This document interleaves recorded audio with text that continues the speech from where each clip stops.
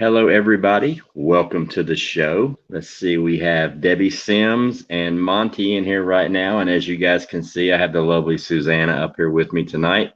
Um, I'm your Huckleberry. What's going on? Yeah, chilly. Breaking news, Milkmaid is not going to be with us tonight, or at least I don't believe she'll be with us. She's got some family stuff to do. And Virginia Roots just messaged me about 10 or 15 minutes ago and said she's got all her stuff ready to can, but something came up personal issue wise. So she's not sure she's going to make it or not. So you guys might just be stuck with me and Susanna unless there's somebody else in the chat that wants to come up here and can with us. Mad Shad, what's going on, brother? How's everybody doing tonight? Hello, everyone in chat. Yes, so if you guys haven't heard or didn't see my video that I put out today, um after the dogs attacked the rabbits, they were fine for like 3 or 4 days. I mean, they were eating. I was hand feeding them every day. I was hand watering them every day. They were waiting for me to pet them. I mean, they were alert and looking around. They just weren't mobile, you know, their back legs or feet, they just weren't mobile. They were just kind of hiding out in the nest box. And I was feeding them and watering and petting them and playing with them. Everything was going fine. But then this morning I went outside and one of them had taken a really bad turn. I mean, she was like lethargic and just basically gone. Like her eyes were just, I mean, it was just crazy. So I went ahead and put her down this morning. And then this afternoon, right after I finished doing the video, I went ahead and put the other one down because she went, I mean, this morning she was fine. And within an hour, I mean, she was just like, looked like she'd been smoking some real good weed or something. I mean, she was just gone. So I went ahead and put them down. I didn't want to watch them suffer. But which leads me to believe that, I don't, I thought maybe that the stress was just too much for them and her heart kind of gave out, but it doesn't really make sense because they were eating like normal. They were drinking water like normal. They were wanting to get petted. Everything was fine. And just all of a sudden it just went south. So I'm leaning towards it was an infection, or maybe those dogs had something, and it just took a few days to really kick the rabbit's butt. I mean, I don't know if it's rabies or what, but I did, hose down their cages real good with bleach water, and I'm gonna pressure wash them really good tomorrow before I put any other rabbits in those cages. But yeah, so I don't know what happened. It could have been an infection. I mean, I did the antibiotic ointment on the wounds, and they weren't even really bad wounds. I mean, there was hardly any blood other than right on the wound where the skin was raw, but there was no bleeding. There was no blood loss or anything like that. So it just kind of leads me to believe that maybe they got sick from the dog bite. I did put the antibiotic ointment on their wounds, but the problem is I couldn't cover it up because they'd chew through it, and then every time I tried to put stuff on the wounds, they would lick it off. So I mean, it's like six of one, half a dozen of the other. What do you do? I was hoping they would make it fully prepared to just keep nursing them until they got better, but it did not go that way, and I had to put them both down today. So that sucks. Yeah, I'm sorry that happened, Ghost. I saw that, and that's interesting. Maybe it's something, you know, on the inside. That's what I thought too. I thought maybe there was like internal injuries or something, but I mean, their bellies weren't distended. I mean, because I mean, if they're bleeding internally, it's going to get like full of blood and going to be really, really hard. But I mean, their bodies were all fine. I did, I could tell that it felt to me like their feet and maybe their lower leg, the lower leg was broken on one of them, but it was just really hard to tell. I'm just thinking that maybe, I mean, it could have been any kind of bacteria, any kind of anything off the dog's teeth or the dog's mouth. It could have just caused a really bad infection, and it just wiped them out really quick. That's what I'm leaning towards anyway, because nothing else really makes sense. Just because it happened so fast. It was just crazy. Let's see who else is here. Gemma, hey Gemma, Flintstone girl, Gaffney. I know Gaffney very well. Flintstone girl, Arkansas. Whoop ass. What's going on, Stuart? What's happening? Whoops, what happened? What happened? What I do? I lost my comments. Oh, there they are. Stuart, what's going on, brother? Be charming. Hello, farmer's son. Dragonflies Ozark Homestead. Thank you guys for all the kind messages today too after the video. It was awesome. I really appreciate that. Thank you, Jim. I appreciate that. Klingon, the super mod. What's going on, Klingon? Hoot. Celtic Prepper, what's going on? Elizabeth Jefferson, welcome. Welcome from Houston, Texas. Yeah, you guys might get a little bit of rain. Michelle Monroe, hello from Florida. I just relocated from Florida. I lived in Pasco County, just north of Clearwater. Love you too, Gemma. Shift Kicker, what's going on? Clayton's Irish Den. That just sounds like a fun place to hang out. Patricia Skubish. Elizabeth Jefferson. Good for you. You're prepared. Good, good.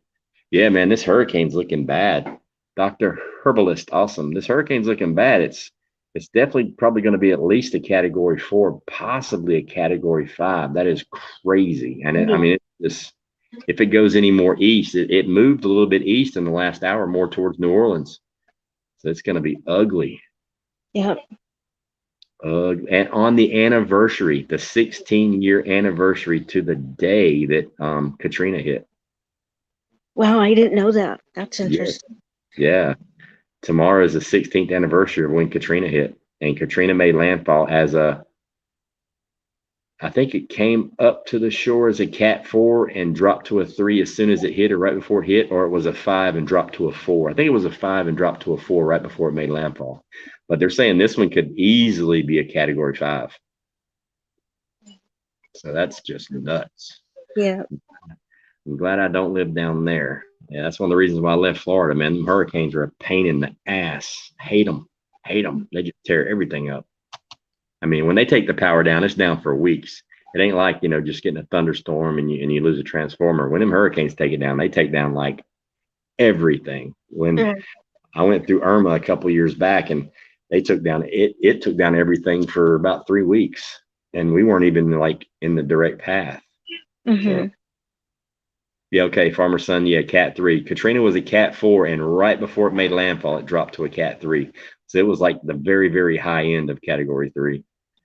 Because I remember that. I remember it was like super, super bad, and it dropped a category right before it hit. But yeah, that was crazy. Monty, what's going on, Matt? Chad, F home to see. Hello, hello. So before we get started, is anybody in the chat canning along with us tonight? Because we have plenty of room up here on the panel. Virginia and Milkmaid could not be with us tonight. So if anybody else wants to come up, let me know and I will drop the link for you. I'll just drop the link anyway. How's that? And then if any of you guys come up, just click on it.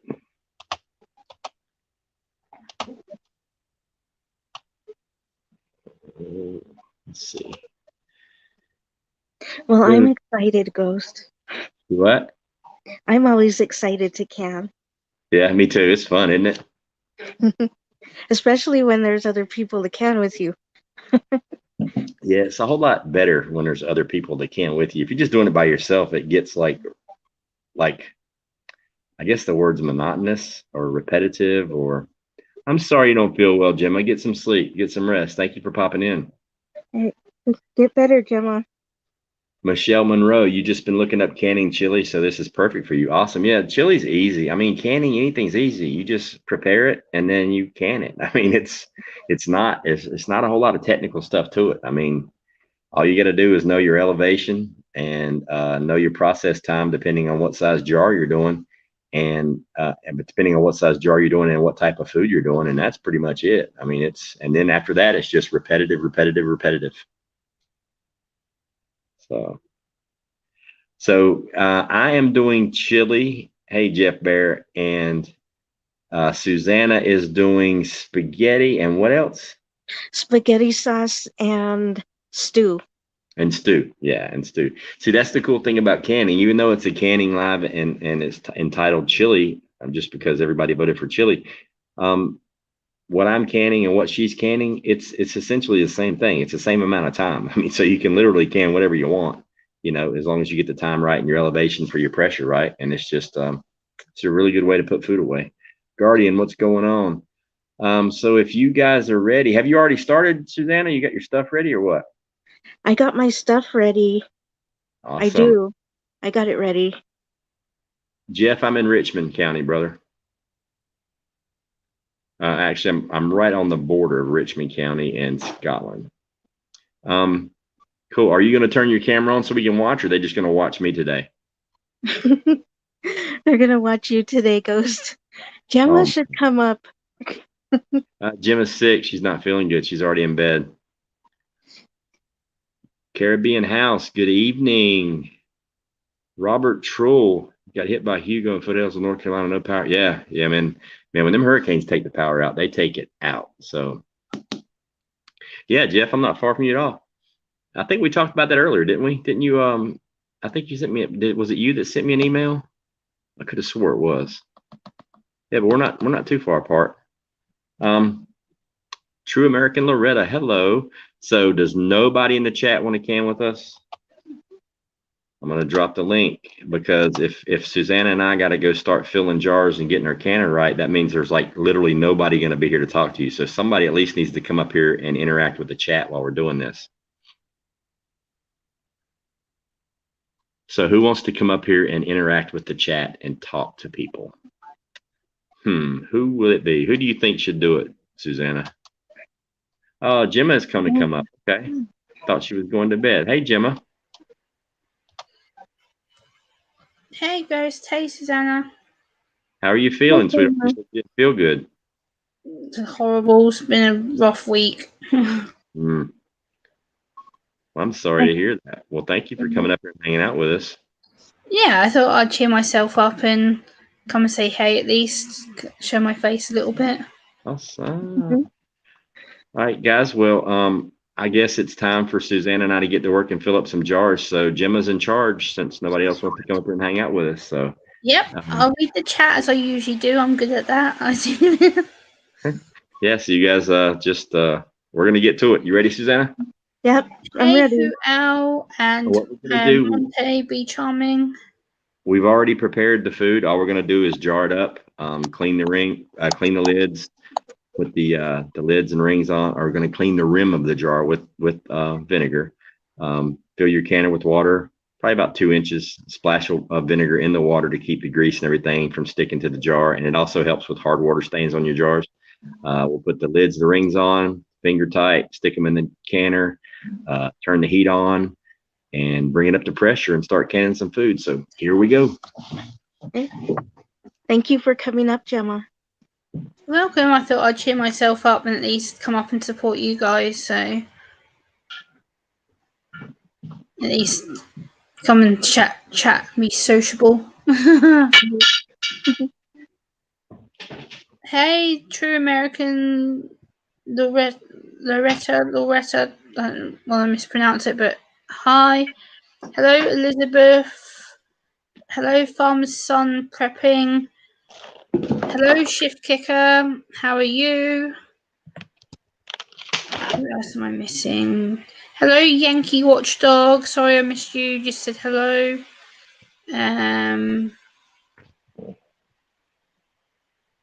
Hello, Jeff Bear. Hello, Red Burning Fire. Chrissy Drill. Robert Troll. Caribbean House. Anyone else that I may have missed? Hello, Mad Chad. How are you? Yeah, be charming. I am. Yeah, I do like chili. I just eat mine without the kidney beans and things in, because kidney beans I can't stand. I don't know why my parents used to put kidney beans into it for. I really detest kidney beans with a passion. Hello, Nicole. How are you? You know, I've never had chili with kidney beans. I always use pinto beans. Yeah, in the UK, kidney beans or green beans seems to be the favourite. Caribbean House, I'm okay. I'm just not feeling 100% well. Been having a bit of a rough week this week, so I'm trying to get myself back into being sociable. Hello, Stuart.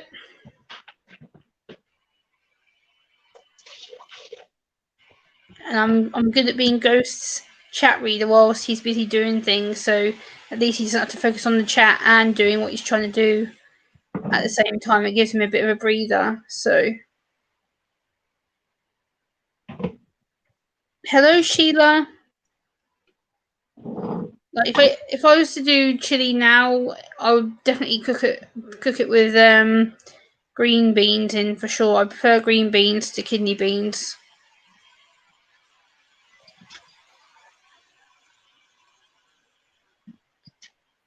Hey, Ripco, how are you? Yeah, it's not. I'm feeling ill. It's just my autism's kicked my butt a bit this week, and it's my overstimulation and my sensory issues have kicked my butt quite good this week. So it's not necessarily I'm sick. It's just my autism's really took a wallop at me this week, and it's put me on my ass pretty much.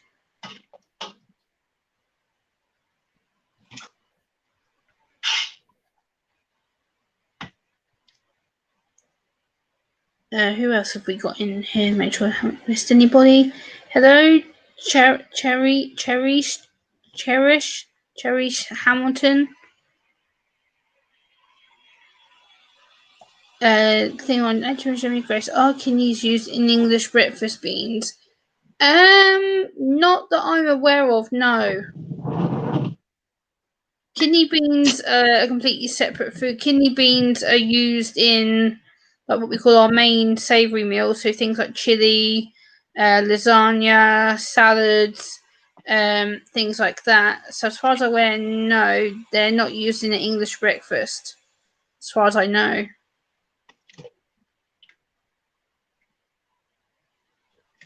Deb Prange, sorry. First time watching. I bought a canner and need more courage to get started with. This is so neat. Well, welcome to Ghost Prepper's channel, Deb, and I hope that you enjoy what you watch. And we're all a big family here, so welcome. We hope you enjoy yourself. Definitely. Ghost is an absolute amazing man. So you'll find a lot of knowledge and experience here on his channel. And Susanna is lovely. And anyone else that Ghost has on his panel knows what they're doing. So you're in a good hands here with a lot of people. Thank you, Jim. Welcome. Yeah, green beans. It's one of our. It's kind of. They're like little like green beans in a pod kind of thing. They're very easy to cook. They take about maybe 5-10 minutes to cook in the oven or whatever, and they're just little fresh, crispy like green beans. Like they look like peas, but they're not. But yeah, green beans are pretty tasty. Yankee Watch, green beans are like they're a basic staple in the UK kind of food diet, and you can put them in many dishes. Like I cook green beans in a chili, a stir fry. I'll do them in wraps. I'll do them with chicken dishes. I'll do them with like when I go to a restaurant. Like a couple of days ago, I had a roast dinner, and green beans were one of the first vegetables on my plate. So it depends what meal you have. We do have limit. Well, we have lentil beans here as well, but lentils are gross. I can't stand lentils with a passion. But we do have lentil beans as well, which seems to be a favourite with a lot of people. But not for me. There's similar Yankee Watchdog, yeah, but then the beans are kind of more of a see-through colour, whereas green beans are actually bright green, like the same colour as peas. Michelle says, are the beans fully cooked before putting it in the chili? If so, do they get mushy whilst being processed? I'm using pinto beans, and pinto beans hold up real well to the canning process. But what I do is I soak them for about 3 hours, and then I simmered them, or I guess I cooked them on low for about 3 hours, and then I went ahead and added all my seasonings and tomatoes and everything to it and let it cook real good. Then I browned the meat, and I did it last, and then I just kept it on low for a couple hours. So technically my chili is about or the beans are probably about 50% cooked. So the canning process is going to really cook them good and soften them up real good. I've also done chili with the cranberry beans. They work really well, but with those, you don't need to pre-cook because they're a lot softer than the regular pintos. But pintos hold up real well for the process. And I'm doing quart jars, so I'm doing meat. Obviously, there's meat in there, so I'll process for an hour and a half. If you're doing pints, you only need to do it for 75 minutes or an hour and 15 minutes, depending on your elevation and all that good stuff. Make sure you get your pressure right. Dragonflies, no, I didn't see your question. Many apologies. Do you want to put it back into the chat so that I can see it? I didn't see your question. My apologies. I did scan back to the chat quite far up and I didn't see it. So you want to replace it back in the chat now and I'll make sure I see it on the StreamYard side because I've only got the StreamYard up rather than YouTube because YouTube caused me a lot of problems with echoes and all of a sudden the stream starts playing on its own. Hi Daniel Broberg. Welcome. I'm glad that you're a big fan of Ghost Prepper. Obviously I am too. I adore Ghost Prepper. I call him my brother, so of course I'm going to be a big fan of him. I happen to be on his panels a lot. Okay. Now I've got all the jars filled. Now I've got to clean the rims. And to do that, we just use vinegar and a paper towel. Make sure we don't have any grease or food particles on the rim before we put the lids on, so that way they seal really good.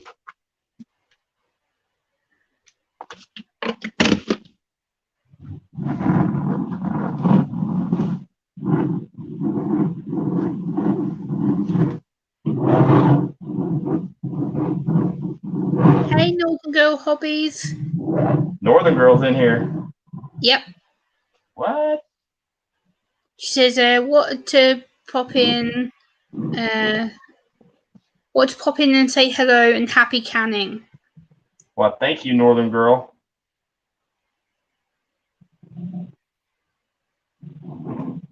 And Mad Chad says, what kind of vinegar? It's just regular white distilled vinegar.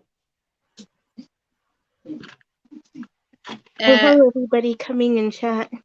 Yeah, Monique, I think Ghost might have pressure canned earlier, but Monique King is asking you, are you pressure canning or water bath canning? It's meat you have to pressure can. I'm pressure canning. The only time I water bath can is usually like jellies and stuff. Most of my food I pressure can, just to be on the safe side. Some of it you could water bath can, like green beans, but I still pressure can those anyway. Yeah. Ghost is like he has a lot of knowledge from multi experience and things, so Ghost is always the best one to ask. A lot of people have asked me, you know, if I simmer my lids. No, I do not. The reason that I do not is I have my hot water heater cranked up to about 140 degrees. So all I do is turn on my hot water heater and I run these under the hot water for a quick minute and they're good to go. And I've never had a seal pop.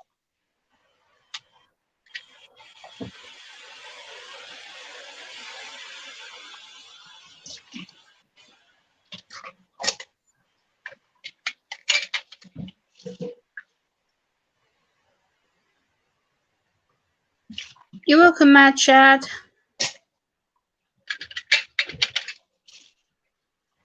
And I know Susanna's canning along with Ghost as well, so I'm sure her food will look delightful when she's done too. Yes, I'm canning. I'm not canning chili though. I am canning a few cans of spaghetti sauce, and Nice. and I'm also canning some beef stew. Oh, yummy! Sounds great. Here's a good example of what finger tight is. A lot of people ask that question, and like you just want to, I just take my finger and I spin the lid till it stops. Once it stops, I just take my fingers and just twist. And I mean, it's like maybe 1.5 pounds of pressure. You just barely twist it. Oh wow! Okay. Go any tighter, the canning process will seal these jars so tight that you literally, like, Oh, good night, Suburban. yeah, sometimes you won't be able to get the rings off. I mean, I've literally had to have people help and almost threw away several jars because when I first started, I tightened them too tight and I could not get the lids off. Oh, Oh okay. no, that's bad. Basically, all these rings do is hold this lid in place during the process so it doesn't run side to side. They just hold it where it's at until it seals. They really don't really serve much purpose other than that, at least in my opinion. Okay. Nice. I get it now.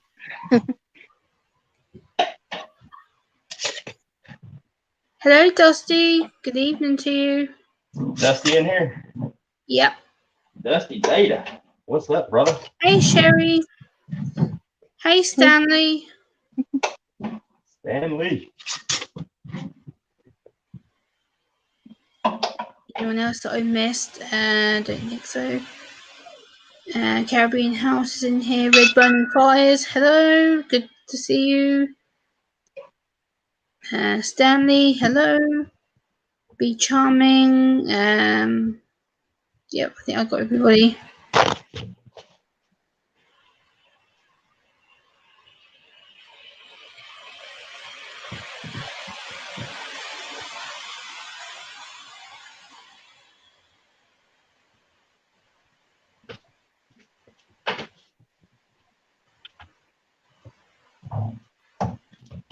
Hello, Clayton.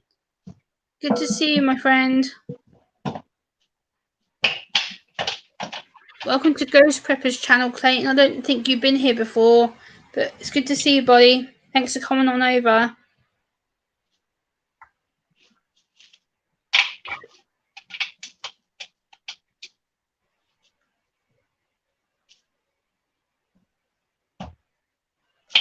Stanley, no, I'm not canning tonight. Well, this morning for me. One, I'm not been feeling too great, and two, yeah, I've been laying in bed since like 6 p.m. my time last night, and I haven't moved. So, yeah, I literally woke up about an hour ago.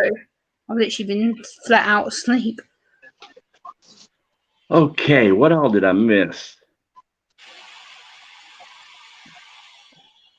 Nothing really. Jimmo was talking through it pretty good. Yep. I try. Sometimes I need to learn where to shut the hell up, but yeah. What are you doing, Dusty? Why ain't you up here on the panel? I just turned mine on. Me too. I just turned the heat on. Are you doing quarts or pints, Susanna? A quartz. Okay, so we're about the same time. You'll probably still finish before me.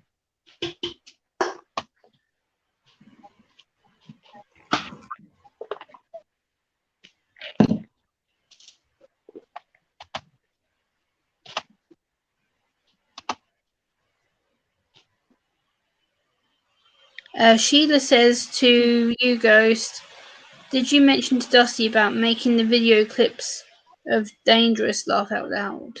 No, I did not, Sheila. Thank you for reminding me.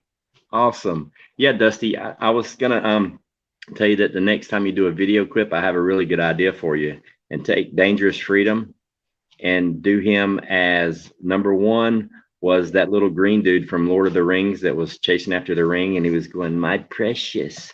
He would be really good at that. What was the other one, Sheila? I can't remember what the other one was I wanted to do him as. Good day, Homestead Oz. How are you? Homestead Oz, what's going on? I just dropped the link. You want to come up? I can't remember what was the other one. Man, crap. I know for Backwoods, I want to see Backwoods as Billy Bob Thornton in Sling Blade sitting at the table with his taters and with his mashed or with his French fried taters and his mustard. I hear you, Dusty. You're welcome, Cherish, about giving your daughter Hannah a shout out. Hey, Hannah. Hello, Hannah. How are you doing? Hannah, why don't you come up here and say hello? Hello, everyone. Stanley, I think I answered your question. You asked me if I was canning tonight. I said no, that I'm in bed. I haven't been feeling very well. I've been in bed since like 6 p.m. my time, and I've literally just woke up about an hour and 20 minutes ago. So I've literally just been asleep. Oh I yeah. haven't been Yes. online. Tonight, or have you used your canner yet? Yeah, I tested it out the other day. Me and my dad did a little rice recipe, which was fun. I think we didn't do it accurately, but I managed to can a couple of pots of it, and I actually used one tonight for my dinner, and I was actually quite impressed. It tasted really nice. So I think I just need to make sure that I follow a good recipe and give it more time, I think. But I tried. What's going on, Homestead Oz? How's everything in Australia? Have you guys decided to rebel and take over yet? Uh-oh, we have a celebrity. Oh. What? Hey, Northern Girl. I said we have a celebrity. We have Northern Girl up here. Oh, yeah, okay, whatever, Ghost. Hi, everyone. Hi, Northern Girl. I'm not showing my Hi. face. I look terrible. I'm exhausted. We've been doing wood all day, and been so insanely busy. Love what you guys are doing here. It's Well, okay. I see your face. Yeah, long pig prepper. I did a probably about a 10-minute monologue about the rabbits and the attack. I had to put them both down today. Actually, both the rabbits that got attacked, I had to put them both down. It was just the right thing to do. I just didn't want them to suffer, and they looked like they were taking a turn for the worse. So I went ahead and dispatched them both. No. Yeah, I was saying earlier, Northern Girl, they got attacked by some dogs, but it was just on their Yeah, hind I legs. saw that video. Yeah. And they were doing fine. Right They've through been the doing fencing. fine. Yeah. Yeah. And they've been doing fine. I've been hand feeding them and hand watering them multiple times every day. I mean, just last night before dark, I fed just those two rabbits a half a head of lettuce, and they just destroyed it. They would perk up when I'd walk to the cages. They would they would let me pet them, and I'd rub them down. They'd play with me the whole, like normal. They just weren't using their back legs. And I just figured it was because they didn't move because they hurt. But then this morning when I went outside, one of them was just like, her eyes were gone. She was just like way lethargic and just like basically non-responsive. So I went ahead and put her down, and then like clockwork, 2 hours later, the second one started fading. So I'm assuming that they got some kind of infections from the dog bites because there wasn't like massive wounds. It was just like a little bit of blood, not even any drops of blood, just blood on the fur. I tried to do the antibiotic ointment and stuff, but they would just lick it off. And then I tried to cover it with some gauze, and they would just chew through that. I mean, so it was like, it was just 6 of one, half a dozen of the other. I'm thinking it was just some bacteria and stuff, maybe in the dog's mouth, and the infection kicked in, and it just took them like really, really quick. They were perfectly fine 24 hours ago, except they just weren't, hopping around. Yeah, but, I got you. Did you try the ivermectin? Yeah. And it didn't work? I don't know what for all I know, it could have been rabies. I mean, I don't know what got them. Like I said, I don't know what the dogs have been chewing. I mean, they're running around wild in the woods, and there's coons and rabbits and all kinds of stuff out here. I mean, it could have just been the whole stress of the situation. I thought maybe, their little hearts just gave out, being so stressful. But they were hydrated, they were eating. So, I mean, so that had nothing to do with it. Then they just got like super lethargic and didn't want to eat and didn't want to drink anything today. That's why I'm leaning towards, an infection, fever, that type thing. But yeah, it sucks. But yeah, that does suck. Listen, and they were, man, especially the milkmaid rabbit, the second one that I had to put down this afternoon. That was the sweetest rabbit I got, other than Za. She was just like she was like a pet dog. Like I would come out of the house, she starts jumping around. I can't get the door open in her cage without her trying to jump in my arms and play. And she was like the sweetest rabbit ever. And they just now reached breeding age, or they were going to be bred next week. Oh man. Yeah, it bites. I lost 2 full-blooded, good breed rabbits, good does. I mean, the good thing is, I was looking that I was going to have to find homes for at least 2 rabbits from Za's first litter. But obviously now they've got a place, they've got a home now. I just, it sucks, but yeah, it bites. So did you keep the meat, or you were I was worried going about it to. being I infected. was worried. Yeah, I was going to, but then I got to thinking, for all I know, they could have been munching on wild rabbits, and I don't want to get that, and I just didn't know what took them down, so I didn't want Yeah. to take the risk. I'm like, nah, I'm not even gonna do that. Plus, they were going to be my breeder rabbits, and I had made I had decided I was not going to eat my breeder rabbits, just their offspring, and so I just decided not to. No, Monique, I know where the dogs are. I mean, I know who owns the dogs. So knowing where they came from and who owns them, it wasn't the issue. The issue was that they just got loose and they were out. I haven't seen them since, which is a good thing, for them and me. But it is what it is. Yes, yeah, I was gonna. I thought about processing them for the meat, and I was like, yeah, I don't know what took them down, so I'm not even gonna take a chance on that. And I hosed down their cages and their nest boxes with bleach water, and I'm letting it sit overnight, and then I'm gonna pressure wash them out real good tomorrow before I put any rabbits in their cage. Yeah, right on. Well, we lost 2 chickens last year too, and yeah, they just keeled over and died. So it was like, yeah, no, we're not eating these things. They're going to be buried on the farm, you know. Yeah, I mean it sucks, but it's. I was really pissed at the dogs, and I was pissed at the dog owner, and then I realized, you know what? I had that roll of fencing wire laying around on the ground for a couple of months. I should have had the fence up a long time ago. And it's like I said in the video, the ironic thing is, and I've even made a couple of videos about how I love the fact that my neighbor has hunting dogs, because I have never seen a raccoon, a coyote, or anything else in my yard. No predators at all because of those hunting dogs that are directly behind me. The ironic thing is 2 of the dogs that kept the rabbits safe are the ones that killed these 2 rabbits, so it kind of sucks, but what are you going to do? Well, the dogs are out of the mag. You know that now. Yeah. I mean, I'm assuming, I'm hoping they just got loose, that one time, and he riled them back up and he's got them in the cage, because I haven't seen them since. And I mean, you know how wild animals are. I mean, they got a taste of blood. So if they were still loose, they'd have come back. I would have seen them again. They would have come back at those rabbits and at the rest of the rabbits, as a free, easy meal. But since I haven't seen them in a week, I'm assuming, common sense dictates that, they got loose and he put them back in their cage. I hope. Yeah, I would be having a chat with my neighbor. That's for sure. Yeah. I'm really sorry that happened, Ghost. That Fights. like if you take a look at your potato crop, and then now the bunnies or the rabbits, whatever you want to call them, it's just unfortunate. Yeah, it But is. But it's all a learning. It's like even with the potatoes, I would have been happy just to get one potato, just because they were Walmart potatoes and those things were like 8 months old. I mean, they were wrinkled up and half dead. I was like, well, I can throw them away or I can throw them in the dirt and see what happens. I'm like, hey, that'd make for a great video, because I was trying to find content to put on my channel anyway. And I'm like, that'd make for a great video, so I'll just video it, And I've got a crap load of seed potatoes for next season, just from those taters. that's So definitely positive. Yeah.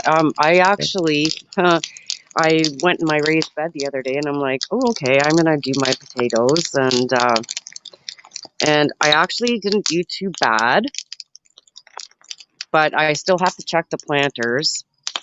So I do have my video that I will come out with about my taters. But I will tell you that I kicked your butt, and I kicked Green Thumb Prepper's butt on the potatoes. I know you did. But it's not like a massive overhaul. It's not going to feed us all winter by any means, not even probably for a month, but whatever. It is learning, right? And that's the beautiful thing. We're all sharing videos and learning from one another. I think it's fantastic. Yeah, I mean, I hate things not working out the way I want them to, but that's where your lessons in life are learned. You know what I mean? Yeah, I that's learned right. a lot from the potato field. That was my first time planting potatoes, man. I learned a lot. I got more than I should have. Yeah, for sure. And hey, well, maybe I didn't kick your butt, so I don't know. We'll see. I'll have to do my planters too. I don't know if I'm going to separate the videos, but if anyone's saying hi to me in chat, I apologize because it's really hard on the phone. So, hi everyone, and I apologize. I don't even have my correct thumbnail up for my photo. I have my Avon one. It works. Yes, Oh, Suburban Hill. nice. I did physically see the dogs. I was in the basement. Thank goodness I was in the basement working on my shelves. and I heard the rabbit scream. And if you've never heard a rabbit scream before, that there's not another sound on the planet like a rabbit screaming. I mean, it's a very unique, original noise. And I come up out of the basement, and I ran the dogs off, and so I saw them both. So, and they had collars. They had hunting collars, not pet collars. I mean, for those of you that ever had hunting dogs, you know what a hunting collar looks like. It's that heavy duty, super thick nylon with the massive metal tag that's it's like literally riveted into the collar, the heavy duty collar. That's what they were wearing. So I know they were his dogs. But yeah, I physically saw him, and I thought about going to him and raising 9 kinds of hay. And if I would have seen them again here in the last few days, I would have, because that would just let me know that the dog, he turned them loose and just let them go. But the simple fact that they haven't been back tells me they got loose and he put them back in their cages. Mistakes were made all around. So everybody gets a pass. I see them again. It's a different story. But yeah. I don't know. I tried to have a little chat with them, though. Just say, hey, this is what happened. I have a video about it. yeah, I thought about it, but I know how I am. I'm not very good with confrontations. I have a hard time being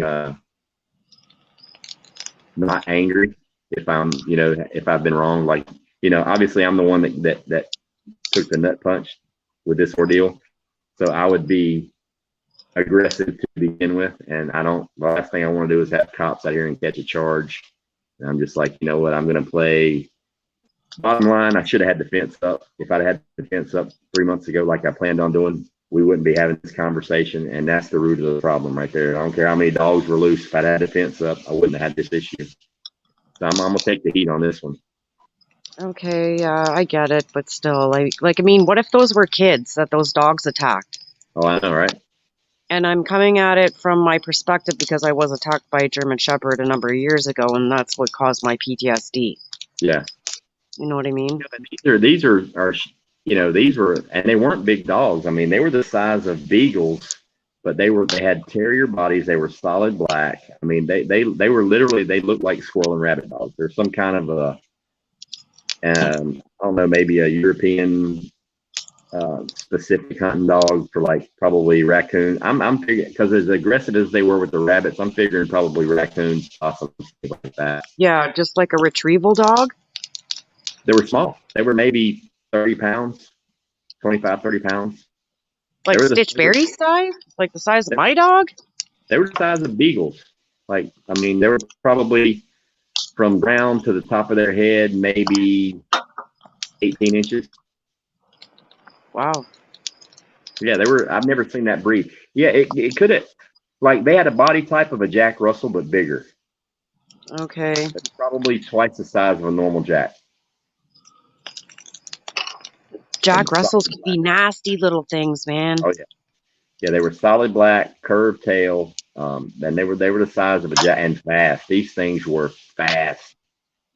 Because all I had on me, the only weapon I had on me was my knife, and if I'd have got a hold of them, it'd have been over and done. But they were fast. Oh, jeez. So, I didn't get to say hi to Susanna yet. Hi, Susanna. there she is. She's all yours. I'm so rude. Jeez. Hi. Sorry, I was putting my jiggler on. Uh-oh. Jiggler. We made it. We made what's it the 43 jiggler? minutes without somebody saying jiggler, and Suzanne did it. Susanna did it. Oh, you mean the weight on the top? Yeah. Yeah. Yeah, Okay, we call them jigglers. That's our channel joke. Okay. Fun stuff. I can see now. I can see chat now. Arc Wildman, Klingon, Hobby Garden for Health Guardian, No Name Joe, Off the Wall Prepper, Teresa Eiffel. Yep. Monty. Hi everyone. Stanley Laddie. I don't know how to pronounce your name. Good to see everyone. Kim's Farm Life. Fun. We got a few people in here. 70 people or 68 people. That's not bad. I know. I don't even know if I gave it a thumbs up yet. Not here. Yeah. Virginia's not here. Milkmaid's not here. They both had something come up. Virginia said she's going to try to pop in if she gets done earlier, and Milkmaid said she more than likely would not be able to. If she would, it would be later, but I doubt it. So Yeah, her service is in and out, right? Kind of like mine. I'm surprised I actually have some. yeah. I talked to Virginia right before I went live, probably an hour ago. Okay, cool. She told me she wouldn't be able to come on. She had something going on. She didn't go into any detail, and I didn't ask. So Yeah. Okay, and we got more people coming in. The Rooster, Hoot, Hoot Owl, Radio Prepper, Mad Shad, Sherry there's a link. Leach. There's a link. If anybody wants to come on up here, Wild Man, come on up. Shad, anybody. Be charming. Be charming. Yeah, right. I know. Like, I got some new subs in the last couple days, and that's the first video they're going to see is when I was ripping down those signs and swearing like a truck driver. Show them the real you. Well, I have different stages of the real me. Because I have high level of anxiety and with PTSD with all of this crazy bull crap going on. And then if you don't know, Ontario is the absolute worst province to be in Canada. And I went to town today, actually, and I videotaped people. Yeah, we eat quite a bit of rabbit in the South, Ronnie. I don't know if we eat more than in the North, but I mean, I grew up eating rabbit. I haven't had it, honestly, I haven't had any good rabbit in probably 8 or 9 years. So I'm looking forward to getting a couple of good harvests in.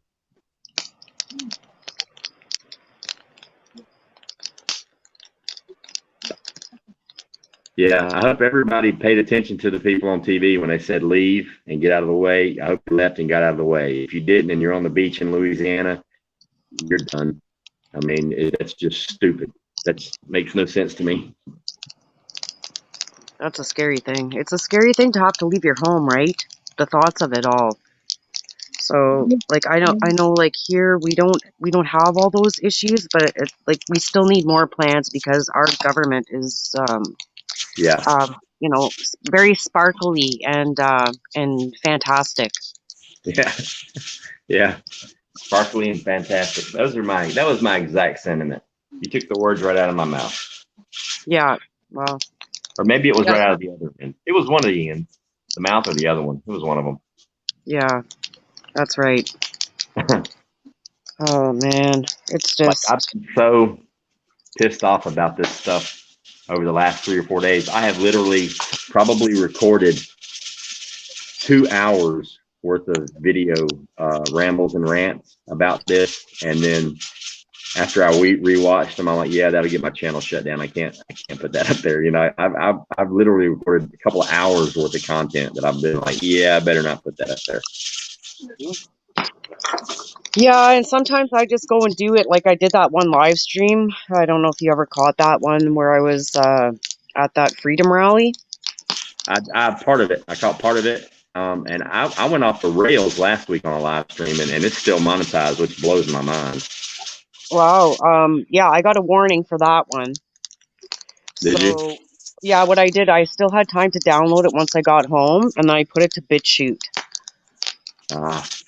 Yeah, just another platform. I did the same thing for Angry Prepper. I downloaded his live streams, and I have those waiting to be uploaded to BitChute just in case he gets strikes on his channel. Yeah.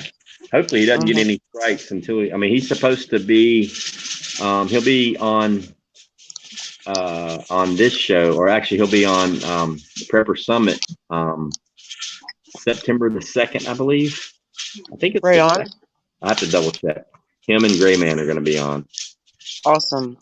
And then I think it's next Saturday. I have Ghetto Prepper, and I got to find somebody else. And then I think I'm going to do a like a homestead edition one week, and just have homesteaders on. Yeah. And then I'm doing one for people that are prepping with disabilities. And I'm doing one with just female preppers. Right on, cool. I would attend. It just depends on the day and the time. You know what I mean? It's every other Saturday, and we go at 8 o'clock, 8, 9 o'clock. It's flexible. Yeah, it's not too bad of a time at all because we were able to do our wood haul today, and then I went to see my mom. Right. I'm not sure who's in here. 1 second. I'm looking at comments. Sherry. Oh, hi, Matt Chad. Having trouble connecting. No name. I'm a big fan of the All-American. It is probably the most expensive one you can get, but it's the one that I have. They're expensive, but they last forever. A perfect example is Virginia Roots. She got one at a friggin' yard sale that was made in 1929, 2028. It was made in the 1920s, and she cans on it every week, and it rocks and rolls. But you can get one at Walmart for $80 a Presto, and they work just fine. Yeah, me too. I just have a cheap pressure canner. It's nothing special by any means, but I'd like to pick up something as a secondary option. I'm sorry, I missed that.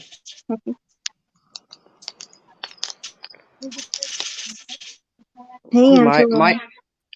Am I cutting out? No, you're fine. No, I hear you.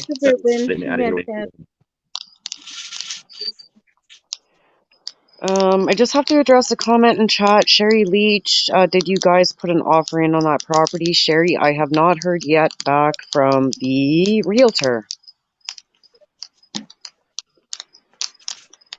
What's going on, Mad Chad? Nothing much, man. I can hear you.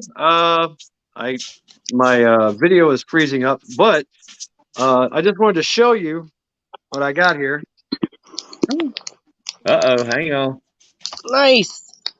Look at there, look at there. Just like mine. That's a 921. Beautiful. 925. 925, there you go. Yeah. Woo! Uh-oh. I am ready to can, but not today. Today was a bad day. Particular. Awesome, man. We'd love to have you up here with us whenever you're ready. Well, yeah. Congrats, Mad Chad. That's awesome. So proud of you on your Shout purchase. out to a good friend that that got this for me. Definitely badass. But awesome. I helped put up a fence and I got a kennel. So sweet. That's a good deal. What's going on, Dusty, what's going on, brother? Do you guys hear me? Yes. 555. How's it going, Matt Shad? What's up, brother? How you doing? I was just pulling out these stainless steel things that go to canning since he mentioned it. Nice. I got all the stainless steel canning stuff. Yeah, hey, thanks, Sherry. Have y'all seen a canning lid rack? Nice. That is neat. I found out like no way. What's going on? Hugs and kisses. Hugs and kisses. So I was reading the thing here. It says it can do 7 quarts. Like I can put 7 quarts in there. Yeah, same size as mine. I can do 7 quarts or 16 pints. 16 pints. Yeah, you can double stack the pints. The quart and the cans can't touch each other, right? That's right. The jars they cannot touch while they're in there. That I didn't know. I mean, there'll be a little bit of wobble on the inside, but as long as they're close together, you're okay. Like if you can, like with quarts, you can put 7 on the bottom, 6 in a circle and 1 in the middle, and they're fine. But if you just did 6, then you've got extra space and they're going to wiggle over and bang into each other and probably break. So you always want to make sure you put 7 jars. Even if you only got 6 full of food and 1 full of water, you want to make sure each level that you do is full. If you're doing 2 levels of pints, you've got a separating platform. That metal platform, that aluminum thing you had in the bottom, you should have had 2 of those. Yep. Yeah. One goes on the bottom and one goes on the top of the first layer, and then you'll put 8 more pints on top of that. And I've double stacked them. I've rock and rolled. I've not had any issues. So good. I've never done this before. It's not that bad. It'll be intimidating your first time, and then you're gonna be like so addicted. You're gonna be like, I gotta go find more meat. Oh yeah. First thing you do is piss at yourself for waiting so long. You're gonna be like, I should have started this years ago. My God. Like that's what happened to me. Yeah. Like Susanna, Virginia Roots, Dusty Data, the Lazarix. Who else? The first time they ever came was with us live. Well, mine was before that. I was on my own, but I went to watch TJ Preps, Alaska Prepper, and North Shore Preparedness. Yep. You know, so a beautiful thing, you know. Oh yeah. I can't wait. So fun. That's the whole reason why I started live, is because if you're canning by yourself, it can get extremely boring because there's a lot of in between time, the hour and a half that you're processing. You know, and I'm like, we'll just do it live. We'll all do it together. And we'll sit around and talk while everything's doing what it does, and it seems to work. It's a whole lot more fun. Don't forget to grease your lid there, so when it seals, it doesn't get vapor locked. That's the only thing Dusty didn't do the first time when he canned, is he forgot to put oil on the lid of his All-American, because it's a metal on metal seal. So but you have to put on that angle. You got to put either Vaseline. It says Vaseline or olive oil. Olive oil. That's what I use, olive oil. And I lube it up one time, and I don't have to do it again for at least. I did it today, and it's the first time I put any oil on it in probably 6 different canning sessions. Like I lube it about every 7 or 8 time that I put a load in, and that includes me washing the the canner. I mean, the oil it lubricates really. But Dusty didn't. Dusty canned. He processed the entire hour and a half without any lube. And he looked at me and it was stuck, and I was like, "Go get your hammers," because that's what I had to do the first time because I got it stuck. But it works. Oh, see, I got mine used. I did not know this, so I might be due for a good lube job. Is yours an All-American? That's really, no, it's not. It's a cheaper. I forget the name of it. Well, you've got a rubber seal then, right? I have a rubber seal. Do I have to lube that? I don't know. All-Americans don't have a rubber seal. All-Americans are a metal-on-metal contact, so you have to lube it. Okay, yeah. I don't know how the gaskets work. I think mine is probably even cheaper than a Presto, or maybe the equivalent of.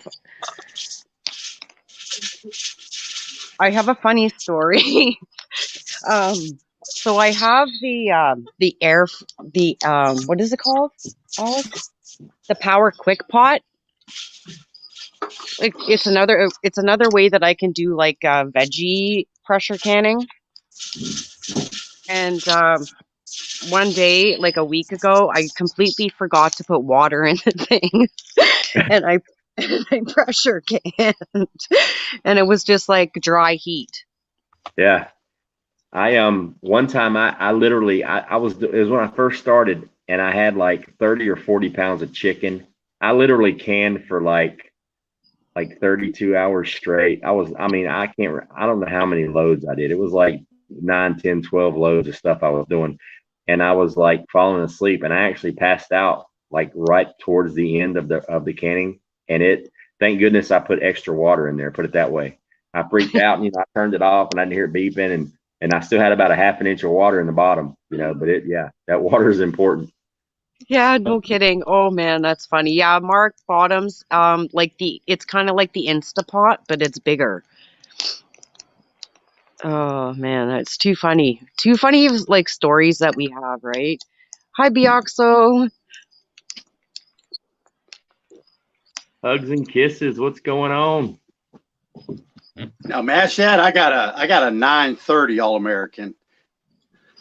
It holds 14 of those quart jars. Biggest one they make. He can put like a whole deer in that damn thing. Yeah. It's massive. It's like twice the size of ours. So should I go ahead and put empty jars on top if it doesn't fill the whole thing height wise too, or Nah. that just kind of goes on the sides? Yeah, you don't have to do that. Like if you're just doing one layer in the bottom, just make sure if you're doing one layer, just make sure the one layer is full. If you're doing 2 layers, make sure both layers are full. You don't want to have a layer that's not full. Right. Dusty, Alaska Prepper had a funny joke on one of his canning videos, and he said if you're really into vegan, he's like, just pressure can some water up in there. Yeah.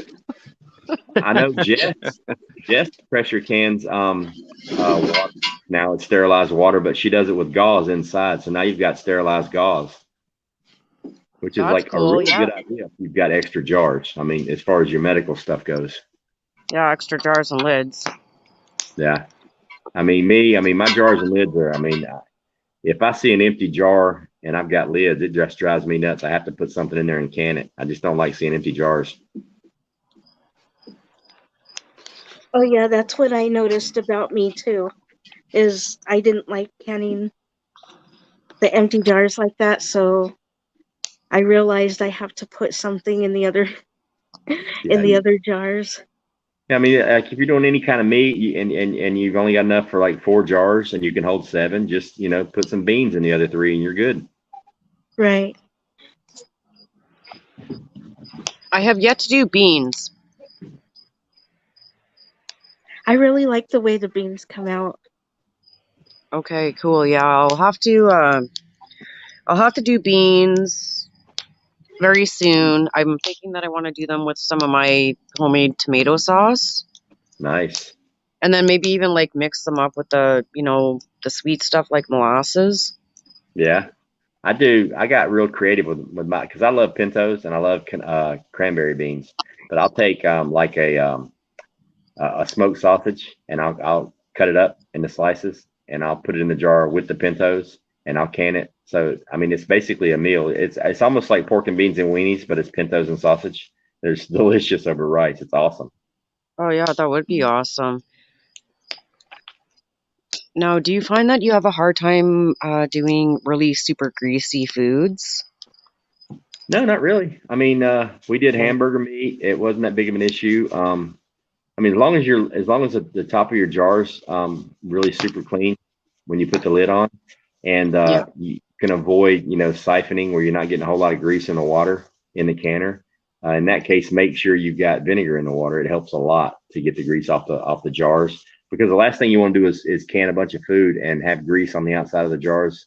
I mean, your rats really can't get to it, but it just draws bugs and everything else to your food. So I wash every single jar before it goes in storage. I mean, it gets submerged in soapy water and the whole jar gets scrubbed, especially the grooves at the top where the ring screws on. Yeah, definitely. But I don't screw my rings on afterwards. I take them right off, and then you prevent that sense of a small seal. Yeah. I take the rings off 24 hours later, and they go into a box. Sherry Leach, a cranberry bean is it's a variety of a pinto bean. It's got a sweet flavor to it. It's delicious. They're my new favorite bean over pintos, but it's a variety of a pinto. It's a lot lighter color and it has like these pink stripes all over it. They're really pretty and they're delicious. They make awesome chili. And they soften up a lot quicker and a lot better than pintos. I mean, pinto beans, you can fully cook them and can them, and sometimes they're still a little bit hard, but cranberry beans are awesome. If you can find them. Hey, Biaxo. Pink beans are good. Pink beans. I've never done black beans or any of that stuff. I mean, I do the lima beans, the pintos, the navy beans, the great northern beans, black eyed peas, green beans. What I normally eat. Sherry, no, I have never seen those kinds of beans here. Yeah, Debbie, what I've learned about cranberry beans is it's best to can them dry, like not don't cook them first. Put them in a jar, put the water in there, can them, because they soften up. If you cook them first and then can them, they kind of fall apart, which that doesn't bother me that bad, because I mean, I like the soup that comes with the beans, but you know, it turns some people off to it. But yeah, the Oh, it's cranberry beans, I'm sorry. kind of like my bass. I canned some bass up, and I opened up a jar, and I'm like, I don't think I like this. Yeah, I mean, if it looks horrible, it kind of makes it taste horrible. You know what I mean? It's like, it's not, presentation isn't everything, but even though it tastes good, if it just looks like shit, it kind of convinces your brain that it's supposed to taste like shit. No, I just found it smelled way too fishy, and bass Oh, is not a fishy fish yeah. by any means, especially when, you know, like a larger bass or a larger fish is going to be obviously more fishy. But yeah, I don't think I'm going to do that again. I think I'm just going to save fish to be smoked and frozen. Yeah, I agree. Like, I've got But quite a bit of tilapia that I grew in my aquaponics still in my freezer. I need to eat that. And then I'm gonna build a new system this winter and have it going by the spring, and put me a new batch of tilapia in and grow those. Probably gonna do some catfish too. right on. Dusty, are you still here? Oh, he must have been. Yeah, man. Did you hear what I said earlier about dangerous? Yeah. There was, yeah, that would be awesome. And I don't know what I forgot to do. I forgot to rig up ventilation in this room. What are you doing? What are you doing, Dusty? What's going on? Where's your mask, man? Right. I'm underground, man. I bugged out a year ago. I've been in an underground bunker this whole time. Well, yeah, you said you've spent $1 million, and I don't doubt it.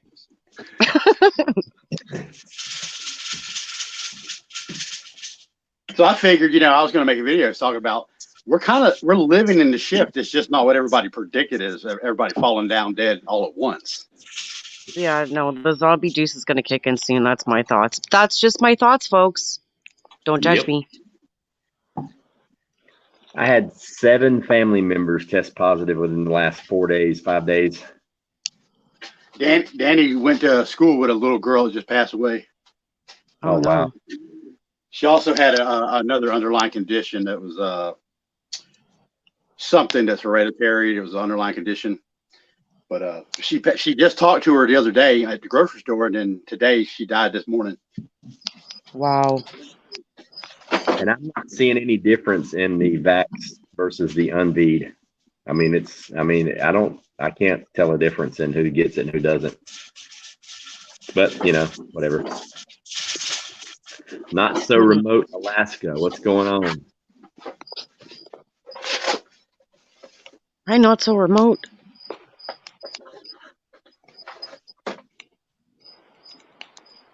How you looking, Susanna? Where you at?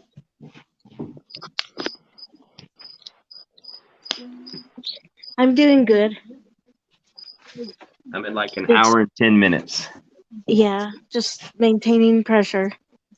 Yeah. Stewie, I agree. The big push is close. Yeah. Yep. But that's my opinion, but I'm like oh man. Look at the booty on Dusty, would y'all? The booty.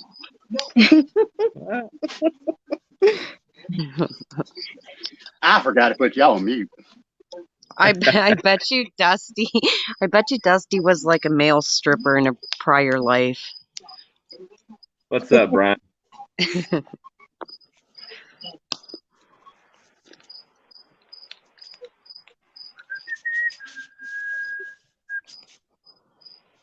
Yeah, it does. It feels there's something around the corner. I'm telling you.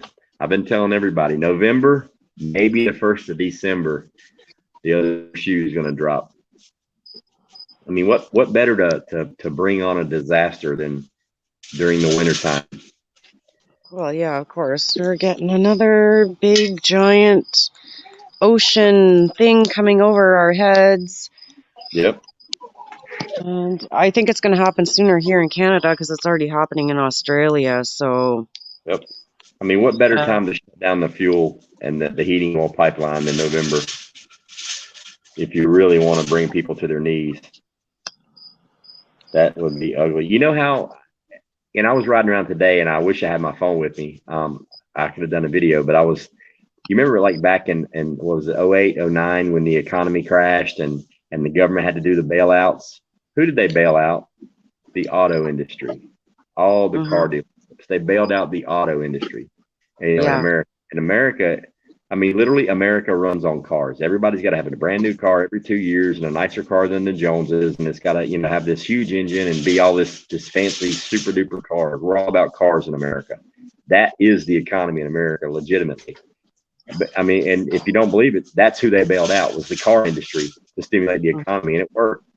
But today, when I was riding around, I passed my turn, so I turned into a car dealership, a Chevy GMC dealership, a big one.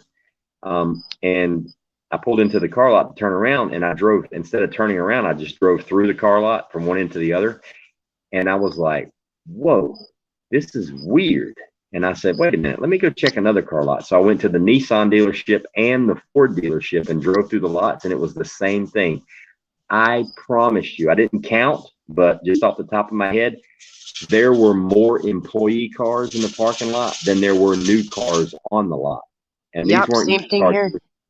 And I was like, holy shit. And I hadn't been paying attention to that because they bring all the cars up to the front edge of the road. You know, so if you go past that first aisle, there was just nothing. It was like it was literally a 10-acre parking lot of just pavement. And I was like, whoa, they don't have any cars. Like none of them, which is weird. That's what really, I was like, man, yeah, we're in trouble. 'Cause that's like the backbone of America's cars.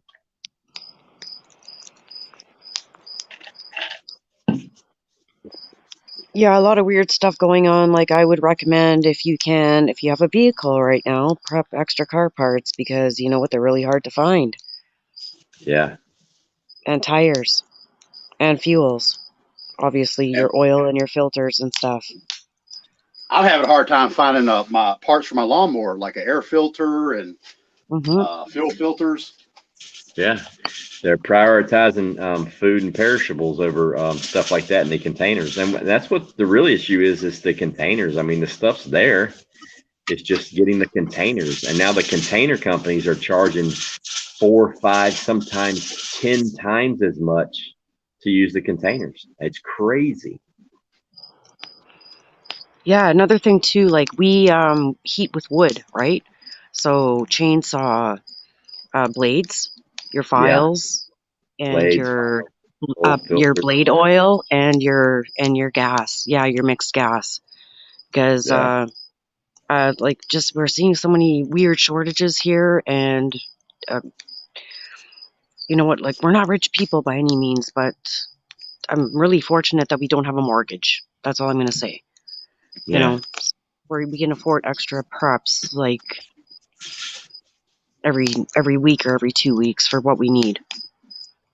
Because I've been to Cuba. I hear there's going to be an underwear shortage, shoes and stuff like that. Video Anything with that he put out. elastic in it. Can't hear you, Dusty. All of it. I can hear him. I can't hear Dusty at all.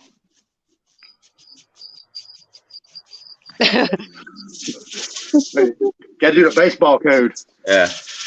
Did y'all see that video that Lieutenant Commander or Lieutenant Colonel in the Marine Corps put out? He's a battalion commander at the infantry training school, in uniform, full uniform. He went off on his entire chain of command, all the way up to P-pads. I mean, he let it rip. He has been relieved of duty. He hasn't been, you know, ushered out of the military, but he has been relieved of his post.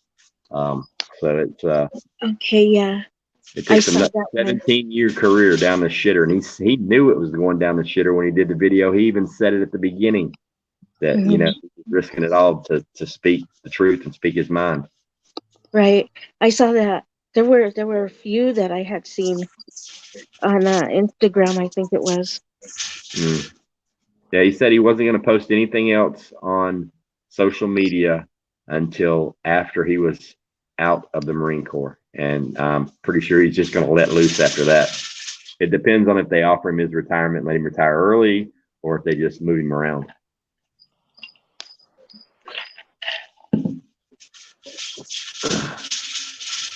But I can't argue with what he said. I didn't see it, so I can't comment. It was really good. It's still up on YouTube. It's if you just type in I can't remember what it was. You can type in Lieutenant Colonel Marine comments on Afghanistan and see what happens. Or Marine. Was he talking about Afghanistan? Yeah, he was talking about the whole farce and how everything fell apart. He let it rip, brother. He basically, in so many words, was basically saying that the chain of command is incompetent from the bottom to the top. I mean, he just let it rip. I mean, he basically dared them to have the balls that he has and throw their rank on the table and make a statement.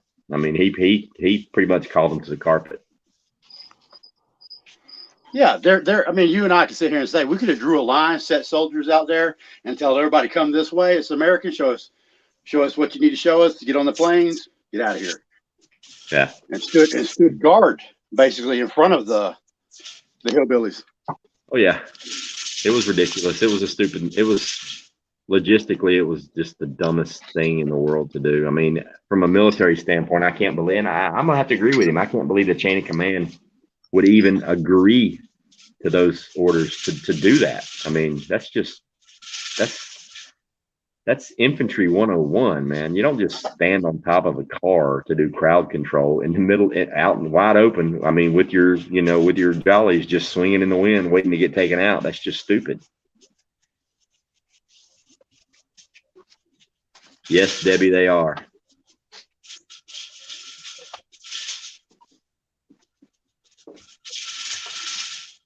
Yeah, I saw that too off the wall, Prepper.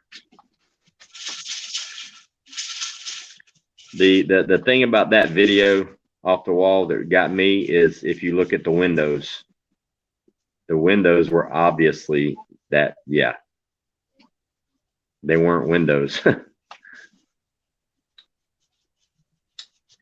Oops, Northern Girl hit the wrong button and disappeared on us.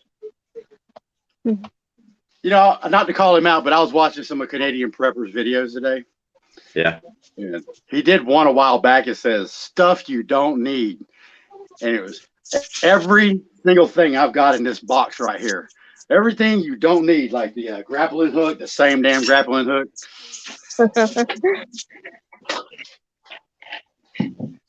When I first started, I thought I was going to be a ninja. Got blow dart guns. And man, how do you feel about Russian equipment or Czech equipment versus the USA? Depends on what it is. Well, I got this Czech. I think it's Czech gas mask. And then I got the American gas mask.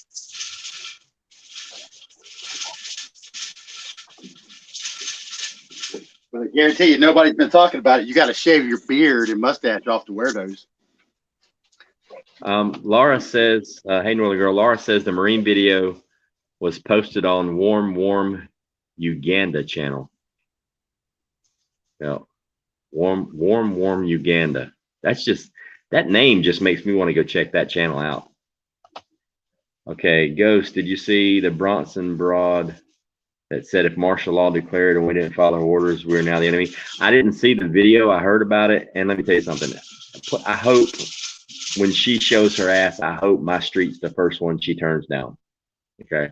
We can put a fix to that problem right there real quick.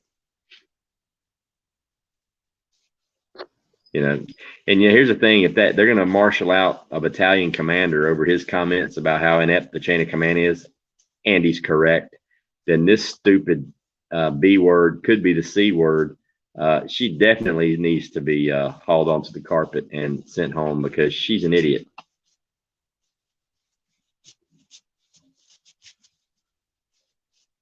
Yeah, I saw that the flag hoisting or copying the Marine Corps thing. I mean, that's why I try not to watch most of the mainstream media because it's all staged bullshit. They've admitted that it's staged bullshit. I mean, the news the newspapers, the news stations, any kind of news outlet is legally not required by law to tell you the truth. It's documented fact. It has been backed up in court. They are not required to tell the truth, even if they know the truth, even if they have all the facts. This, and this happened. If their narrative is going to get them more ratings, spinning it their way, they can legally, legitimately do that, and they do it every single day. They're not required to tell us the truth. That's why you shouldn't watch it. If you do, watch it for entertainment. You can get information from it, but no intel. It's the same thing with the police. They're legally not required to protect you. They're not. That is legally on paper. It has been stood up in court that cops are not required to protect you.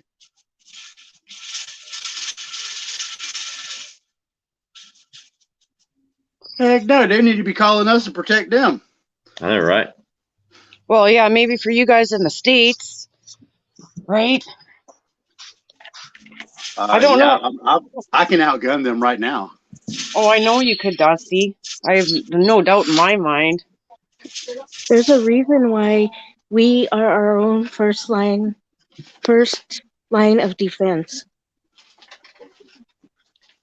It's a narrative. The problem, we're dealing with,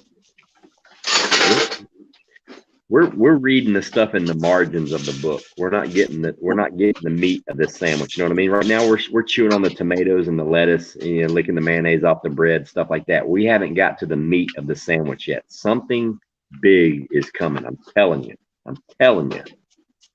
I even said it 4 days ago before the bombing. I said there's going to be blood on the sand. Watch and see. There's going to be blood on the sand. No combat deaths in Iraq and Afghanistan for over a year. Now we're running away with our tails tucked between our legs. There's going to be blood on the sand. That it was not a strategic withdrawal. It was a retreat. It was we messed up. Then you had to go back and get people that you never should have left in the first place. It's ridiculous. It's horrible, man. Well, here's the thing, Hoodout. They're sworn to protect and serve, but they're sworn to protect and serve the system, not the people. I love the way when it says on our cars, but it was legitimate. It was all over the news. It was all over the news maybe a year and a half ago, to where a judge legally said, because I think somebody was trying to sue the police department because they didn't come to a family member's aid and save their life. And the court ruled that that's not a police officer's job. A police officer's job is not to save your life or to protect you. It was like the most ridiculous court ruling I've ever seen in my life. You want to hear something crazy? Sure. Okay, so my brother got off a whole bunch of really bad opiates last year. I had a video, one of my earlier videos about it, kind of. And my brother went, and he was in a state of psychosis coming off of everything. Like, I'm talking fentanyl. I'm talking his methadone. How in the hell do you have methadone and fentanyl at the same time? I don't know. And plus other like street stuff that, he was flavoring. And so he quit everything all at once. It was a good thing because I'm like, wow, hallelujah. But why are you doing this all at once, bro? And yeah, he went into a major state of psychosis. It was a very scary thing. He broke into my cousin's house, did a home invasion, threatened her life, stole her car, drove through a spike belt wearing his briefs, and they only booked him long enough to do the paperwork, and then they dropped him off at my house, and I hadn't seen my bro in 2 years, man. Jesus. And I had to deal with this, and it was crazy. It was a crazy 3 months because we were trying to get him help, and nobody would help him. Yeah, they don't want to touch that. It's too much. There's too much legal, medical hoops to jump through. They don't want to touch anything like that. If there's anything wrong, like mentally or psychologically, man, the cops do not. They don't. They will ignore the call. They don't want anything to do with that stuff. Yeah, legit.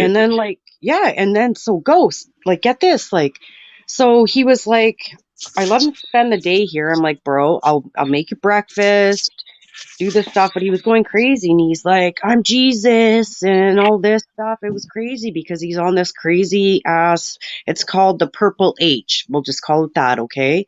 And it's a bad one here. It's taken out a whole bunch of people in my generation, and nobody was doing nothing at all. I had to call 911 the next day because I asked Alex to drive my brother to where he wanted to go because my brother was threatening to steal my neighbor's truck, you know, if he couldn't get to where he wanted to go. And so I had called 911 after they left because I'm like, this is not going to be a good scenario at all. Yeah. And so, yep, sure enough, Alex called me once they got to their destination, and he's like, I'm leaving your brother here. He can stay with your dad, because my brother jumped out of the vehicle in the local town and was using his finger like it was a gun to try to steal a car because Alex was not driving fast enough. And you know what 911 and the police officer said to me? Oh, we went and paid a visit to your brother at your dad's location, and there's nothing wrong with your brother. I'm like, are you freaking for real right now? And here in Canada, they're supposed to be sent for a health and wellness assessment, like at the hospital. And Right. the police did not do this until after the next day when my brother got tasered when my dad took him camping. Because I'm like, Dad, just take him camping. Let's see if we can detox him like naturally on native traditional herbs and medicines and whatever else. And my brother ended up getting tasered because some people showed up there, and my brother said, get off this land. It's my land. And yeah, like, thank goodness my brother is normal now. But it's been a long, year and a half? That's crazy. It is crazy. You know, it makes me think of you remember the movie The Transformers with Shia LaBeouf? It came out. I don't watch a whole lot of movies, but movie Yeah, came I've seen most. out a few years ago, and at the beginning, probably halfway through the movie, he was being chased by the bad robots, and one of them transformed into a police car. And on the side of the police car, where it says to protect and serve, it said to punish and enslave. Like, that legit should be on the side of some police cars nowadays with the way they're acting. Yeah. You know, it's kind of funny because it's funny how life imitates art. Oh yeah, totally. It's crazy. I just gotta address chat for a second. I hope you don't mind. Yeah, go ahead. Absolutely. Trust me.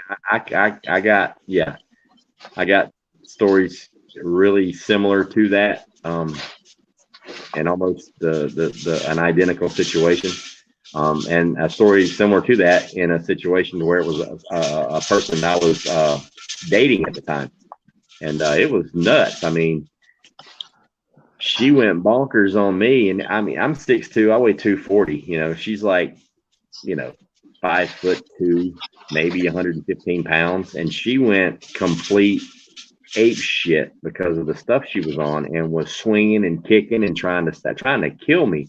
But in my brain the entire time I'm going, I'm like, I'm twice her size. I have to. The only way I'm not going to jail is to visibly get my ass kicked and be bleeding. And I literally, once I hit the 911, called the police, laid the phone down, make sure it was open, I took some serious blows because I knew I was going to jail if I even thought about standing up, because she's a little girl and I'm a big ass dude. And literally when the cops showed up, I'm bleeding. She's frothing at the mouth, and they still legitimately, like, their first option was to lock me up. I'm like, and I told them, I said, bro, get your fucking hands off me. I haven't done anything wrong. If you want to make this mistake and get sued, you go right ahead. But look at me and look at her. Listen to me talking and listen to her talk.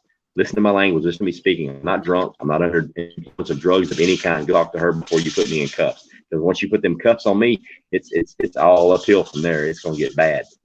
And I mean, I legit had to go in. I'm smarter than you are to the police. I had to play lawyer, like, there in the yard.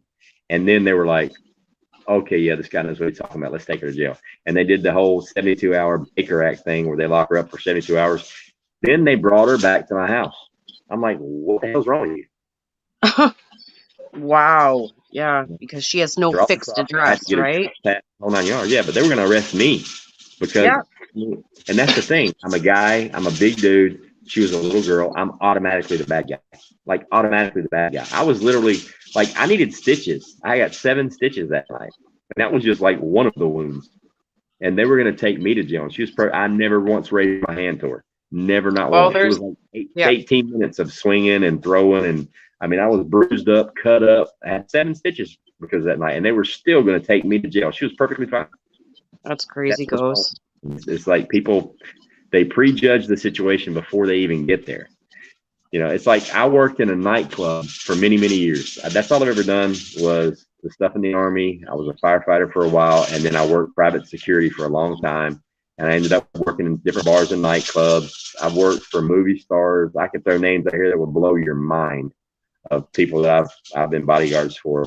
Well, that's probably why you were on a list, man. I know, right? But Right? I was staying at a hotel. This is no crap. I was only in town for like 2 weeks, and I was staying at a hotel. And I got off work. It was this club. I was hired for 2 months to go in there and train and hire the staff security wise. I had a security consulting business, and I was a short term deal. But I was staying at a hotel, and it was probably 3:34 in the morning. I'm headed to the hotel to go to bed. This is a true story, by the way. So I'm going to my room. And right as I get into my door, this girl walks up to me. She goes, "Hey, do you have a cigarette?" And at the time, I smoked. And I'm like, "Yeah, sure." She goes, "You know, can I get a smoke?" I'm like, "Yeah, hang on." I had my briefcase and all my stuff in my arms, and my cigarette was, you know, in my coat pocket. So I get my door unlocked and I open it up. I throw my stuff on the bed, and I go to get my cigarettes out of my coat. And I turn around, I give her a couple cigarettes. I'm like, "There you go." She's like right inside my doorway. I didn't know that she had stepped inside my room, but she did. And there was a little table like right inside the door where you drop all your stuff. And I had a stack of cash and a lot of business cards there. And it was a little shy of $1,000. And I give her the cigarettes and she leaves. And immediately I looked at the table and I'm like, because she was like agitated when she left, and not that roll of money with business cards on the inside. It was my not my per diem, but it was my money that I use at the clubs to throw around to, you know, get things done. But it was gone. And I'm like, what the hell? So I open the door and I go outside on the walkway and there's nobody. I can't find her. I'm like, this is some shit. And I'm pissed, right? And I'm like, this shit ain't gonna happen. And I knew the guard at the hotel. He comes out of his office. He says, "What's going on?" I said, "Dude, I just got robbed." I said, "There's this brunette chick, about 5'4", 100 pounds, asked for cigarettes. I gave her a cigarette. I turn around and my money is gone. It was on my table in the room and it's gone." And he's like, "What room she going?" I'm like, "I don't know." That she left, the door closed. It took me a couple of minutes before I realized I was robbed. I said, "Call the cops." So he goes to call the cops. Well, I took my truck and I blocked the entrance to get into the hotel because there was one way in and one way out. I blocked the entrance to get in with my truck. I parked it long ways where nobody could get in the parking lot. And then the exit, I blocked it with myself and a pistol in each hand. I'm like, ain't nobody leaving this parking lot until the cops get here. So the cops show up. So I know she's still on the property if she was in a hotel room at all. So the cops pull up and they asked the problem. I said, "Look," I said, "this chick just robbed me. She asked for cigarettes. I go to my room and my stuff's gone." They automatically assumed, and I never even thought of it. They automatically assumed I was a John and she was a hooker and I got robbed because it's like 4 a.m, you know, on a Saturday night at a hotel. And I'm like, "What?" And they're going, I mean, they were just looking at me sideways, asking stupid questions. And I put the one cop in his place. I'm like, "Let me tell you something, MFer. Here's the freaking deal. Bing, bing, bing, bing, bing." And I ripped it off to him how the world works. And then the hotel manager, security guard were there. I said, "If you don't believe me, ask them before you piss me off any worse. And this goes to another level." And he's like, "Well, whose car is that blocking?" I said, "That's mine. Ain't nobody leaving until I get my money back." I said, "You do your job and find my shit or I will." And so the hotel manager and the security guard come outside and they're like, "No, this guy's legit. He's, you know, we know him. It's good. He works till this time in the morning, this, that, and the other." So then the cops did their thing. And they went door to door and found this girl. She was in the room right next door to me, right beside me with 2 guys. And they had dumped all the business cards in the trash can and had the money hid underneath the mattress. It was hilarious. So the cop's like, well, what do you want us to do? Now they basically work for me. I'm like, just give me 2 minutes with us. That's it. I'll need 2 minutes to pull her out. So I said, look, you're going to jail or you're going to give me my money. What's going on? And I basically strong-armed her pretty much. I'm like, give me my shit or you're going to jail. And she coughed up all the cash, the business cards, the whole 9 yards. And the hotel manager kicked her out. But it's, you know, it was because it was 4 a.m. It was in a rough town. It was in Memphis, Tennessee at the time. And, you know, it's 4 a.m. She's a chick. I'm an older dude. And they automatically assumed that she was a prostitute and I was a John and I got robbed. And I'm like, I'm completely sober, you know, but people just assume things. Yeah. And hence the reason why we don't have trust in people, right? Yeah, exactly. Oh, build the mag. Let's build the mag. Well, you know what? Let's test you out first. Now that story about the dog come over your yard, I'm telling you, I know now. I hear the rest of the story. You dropped the guy in the trash can and then you felt bad about it. I get you. Yeah, right. Well, hey guys, I'm gonna jump off of here, man. I got to go and take a shower. I'm sweating. So. All right, bro. Thanks for popping in. Hey, thanks for having me on, man. Thanks for coming up. Later, Dusty. Did you get the link, Dusty, or did you just get it from the chat? Because I emailed it to you. Yeah, I got it. I was just busy doing something. I don't carry my phone around with me. I know you've got like 15 channels and 37 emails. I didn't know if it was to the right one. Well, I don't get a signal underground. That's true too. You know, I'm 25 feet underground, man. Yeah. All right. Thanks for having me on, brother. Yeah, man. Later. Night. Later, y'all. That's cool. Oh, who else is in the chat? Did somebody say, hey, Silverback's in there? What's going on, Silverback? You want to come up? There's the link. If anybody wants to join us, just behave. Behave or you will get ghosted. And there won't be no hard feelings. We can hang out again tomorrow. But if it gets too political or too religious, I will hit that red X button because that stuff just puts me in a shitty mood. Yeah, I know. Me too. I don't really. And I do it all the time on my own. I'm like, damn it, stop, go, stop. But I can't help it. I know more about your U.S. politics than I know about my Canadian stuff, but I have to get on board with this crap because we have this big election with sparkly socks. I do have to address a couple comments here. Go ahead. For people who said stuff about my story, yeah, it does hit home, Stewie. Yeah, it sucks, man, but hey, my bro's okay. Sherry Leach, you are right. It was the Purple H, the car Fent. Mm-hmm. Be charming. Yeah, glad he kicked it. Yes, absolutely, Laura. And Stewie says, now the Blue Jays steal his medicine. Yes, they do. I don't know if you caught that video where my brother was smoking a doobie with a Blue Jay. Yeah, I saw that. It's a hashtag short, so yeah. I was the fast one to watch, but anyway. What a day, what a day. Yeah, for sure. Rabbit hole. Sparkles. I love them rabbit holes. I would love to just hang out at the bottom of that rabbit hole and talk all night long, but my channel would get shut down.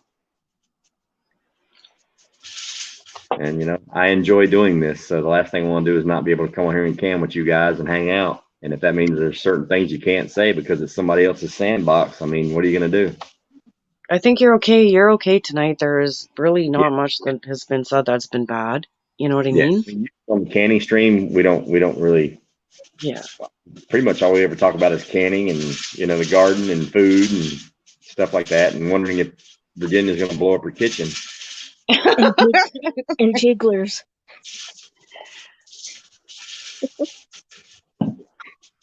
Yeah. Did you see the first stream we did, Northern Girl, when Virginia canned with that canner for the first time?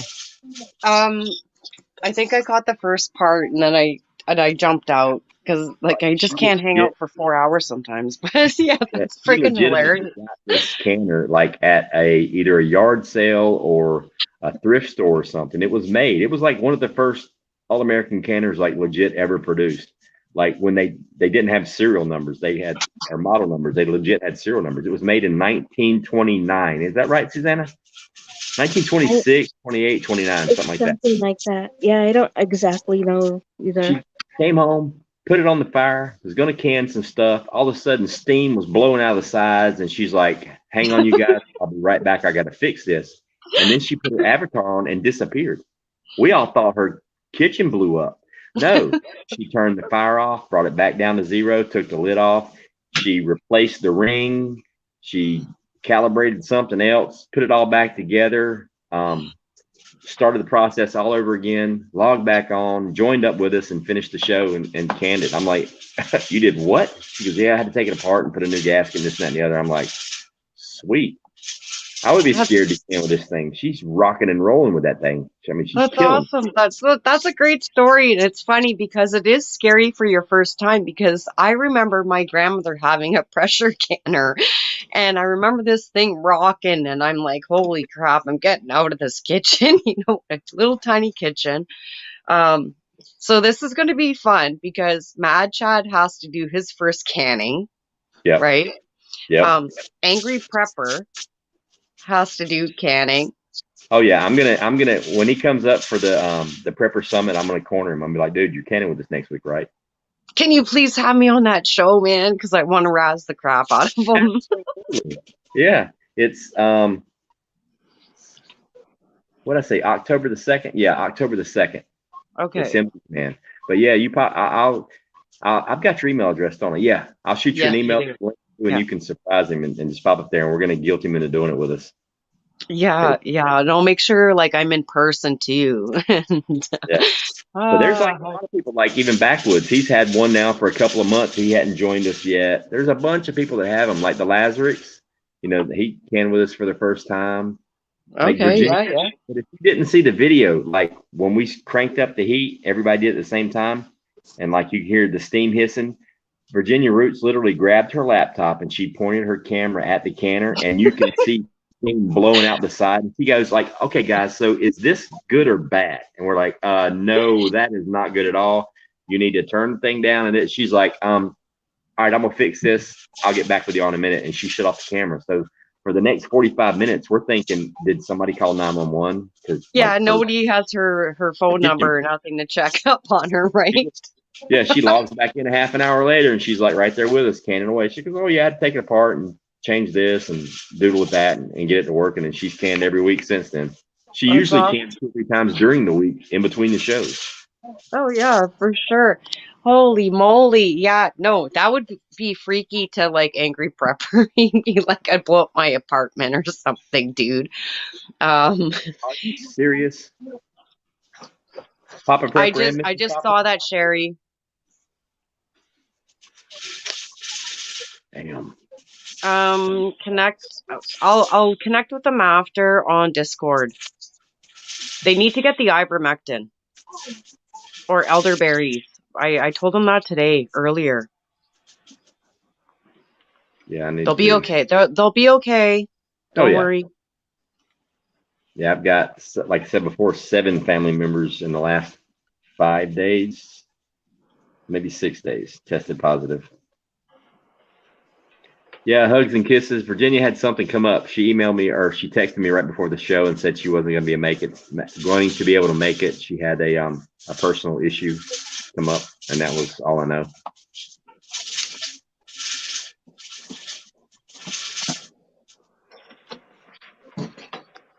Does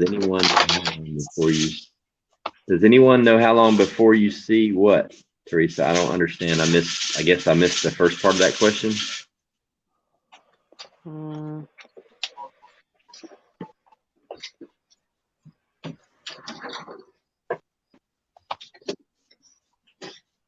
Yep, that's what I'm saying. I've got a couple of my family members that have had that. So I don't really see a whole lot of difference if you do or if you don't. Dude, I didn't know that. Mm-hmm. Oh, when can you harvest ginger? I don't know anything about that. Maybe talk to Lake Fairy Prepper about that. She's been growing ginger for a while. I'm not certain. Check those jigglers. I ain't got my jiggler going tonight. Mine's jiggling like crazy.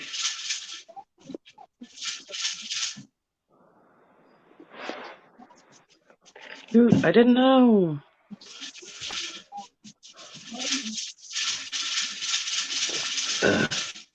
Yeah, I've been stocking up on my vitamins again.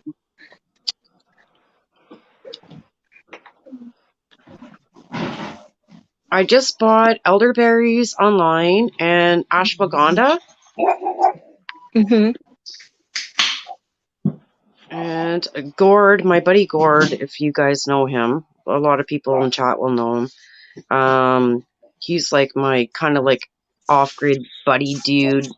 We do a lot of outside herbal stuff and fun stuff and all that good stuff. Yep. He knows his medicines. He gave me also a tincture of Indian pipe for pain because I pulled my back muscles. Pulling my potatoes out of that raised bed. Oh, man. But least of my worries. So are you feeling okay though? Am I feeling okay? Yeah. I'm tired. My back is hurting like we did the wood run today, but things have to be done. And we went to visit my mom and stuff. And then tomorrow it's probably going to be inside and maybe doing a little bit of gardening and whatnot. Maybe working on a bid. How are you doing, Susanna? I'm okay. I didn't even come on at all on camera today because I was just not dressed. I was cleaning and doing other stuff all day, and so I didn't like get ready at all or anything. But I'm still here canning. I did prep for that and everything, so. That's awesome. You don't have to worry about it. Hey, we're good with our little vibrating bubble. There's a link, 101. Hey, Prepper 101. 101.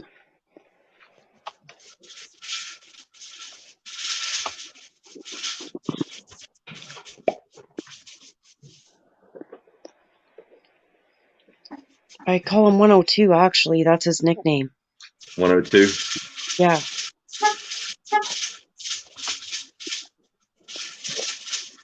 Don't give us no excuses, 101. I just got home from work. Oh, you poor baby. Well, yeah, I just got home too, man. I never heard that either, Chris Piet. I don't know. I don't know if that's the truth. I don't know, but Yeah, he Northern may Bobby have. I don't know. just got finished negotiating world peace, and Susanna just got finished changing the tires on the space shuttle. We've all got important stuff going on, 101. Holy crap! Grab the foil hat, man. I saw somebody else comment. Yes, my friend Gord Bioxo makes beautiful knives. If people have not seen those videos, I have a playlist of me hanging out with Gord. Alex and I hanging out with Gord, I should say. I'm trying to see if I missed any comments. It's hard on the phone. Oh. You realize that Klingon Princess does this and moderates on her phone? Oh, yeah. I know. I do multi-devices. Sometimes I have to do multiple modding sessions. Like, Angry is the worst for going live with Gray Man. Those dudes kill me every time. Especially Angry now that he hit over 100,000 subs. It's like, wow. Yeah. I'm like, you're killing me, you guys. Well, that was a good show that night when he hit the 100,000. I mean, that was like a really good show he did that night. We were all up there. It was awesome. Yeah, it was fun. I mean, it was like, I want to say he had like, what was it, maybe 18 or 20 of us up there, like throughout the entire night, maybe more than that. Yeah. It was a really good show. Yeah, he enjoyed that too, and I said, yeah, let's do it again. Yeah, for sure. Like, I try to keep in contact with him and Prepper Now. Yeah.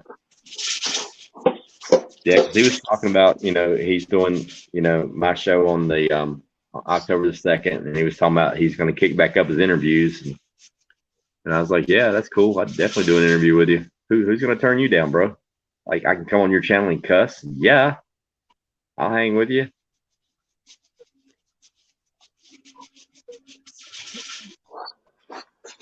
Yeah, definitely.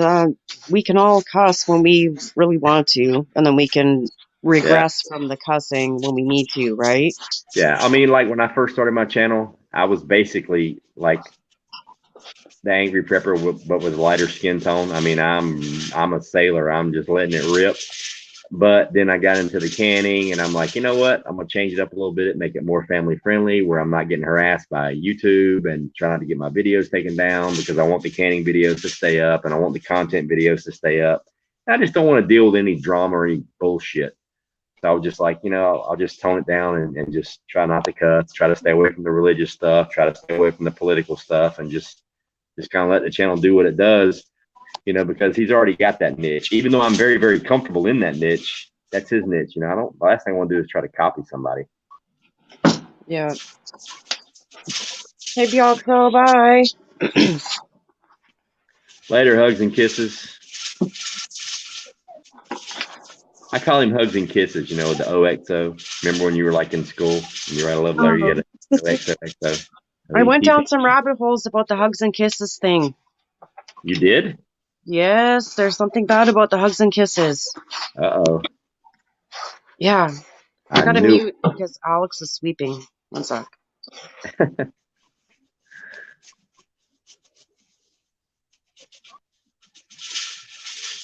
That's our bench place. Yeah, 101. Virginia had something come up last minute. That's all I know. Like her text literally said, I have the chili already done. I have my jars ready, my canners ready. Something came up. I don't think I'm going to make it, but I'm going to try. So that's all I know.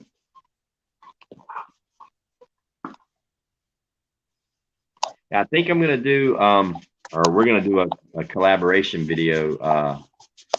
Obviously, Native Voice. Actually, Devout Lion will probably be with him, and probably Lady Rowan when they come to get the rabbits next week. So that should be a good video. Because he's coming up to get, I'm going to breed his doe to tribe. I'm going to give him a new buck, which is Zah's brother. And I'm going to give him 2 kits from Zah's litter. So he's going to leave with a doe with a belly full of babies, a breeding age buck, and 2 kits. So his rabbitry will be up and running when he leaves here in a couple weeks.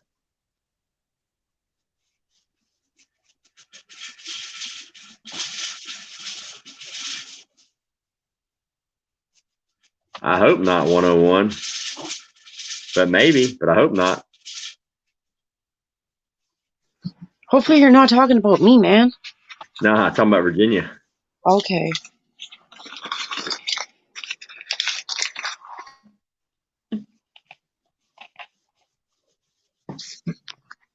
I think I'm gonna hop out of chat.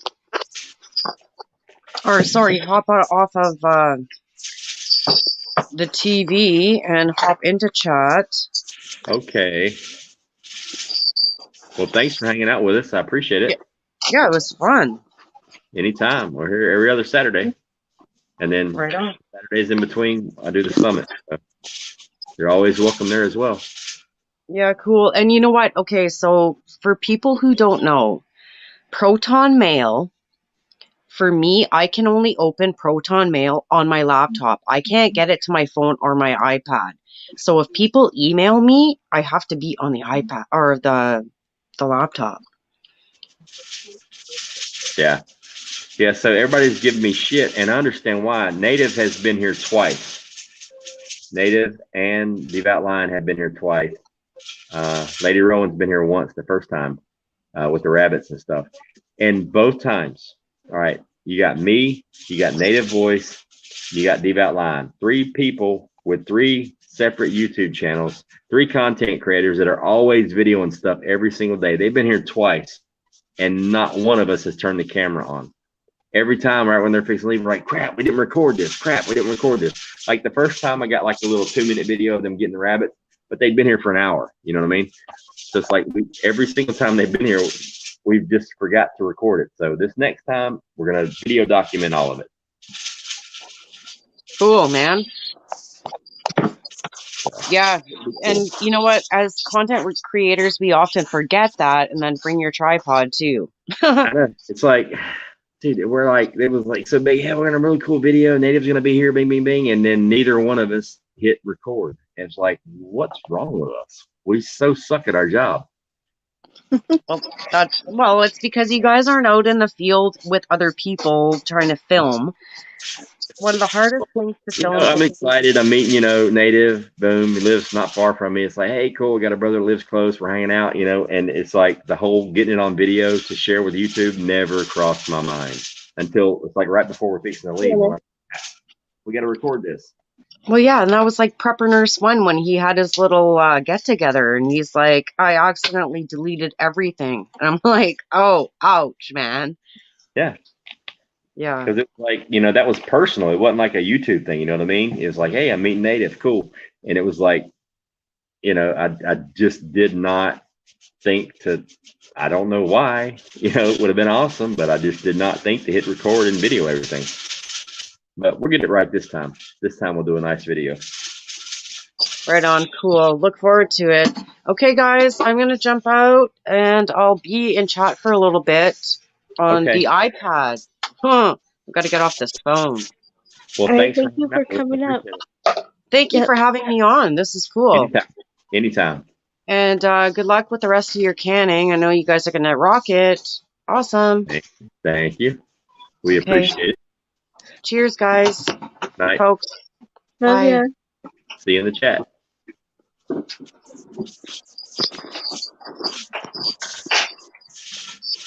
How much time you got left, Susanna? I don't know, 20-some minutes. I got 21. 21. I have 23. 23. Whoa, I might finish before somebody tonight. I doubt it. I've never finished first. It's my show and I've never finished first. Well, we might finish at the same time. Even when I turn the heat off, it's like for some reason mine cools off slower than everybody else's. I don't know. Mine does cool off slow. Well, you need a canner. You could be up here right now with us canning. Wouldn't that be awesome? 101 got a canner. He canned with us for the first time.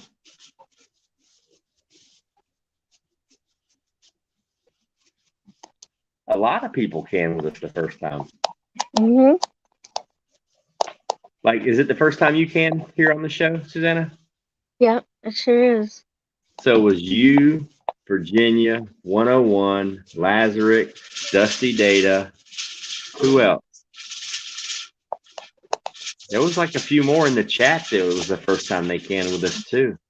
Yeah, I don't remember them all, but I know there were. Did Stuart? Yeah. There was a lot of people, which is that's awesome. That's like really cool.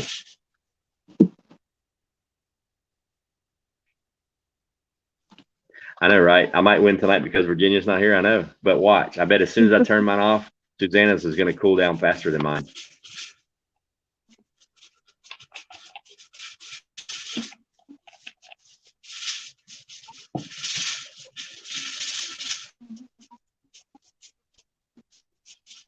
All right, guys in the chat, y'all can either start answering some good questions so we can maintain this chat, or somebody can come up here with us, one or the other. Otherwise, it's just me and Susanna talking to each other, canning food. We only got a few minutes left. Do what? We only have a few minutes left. What, 20-some minutes? Yeah, that's true. I'm about to make and can corn cob jelly. Nice. Mm-hmm.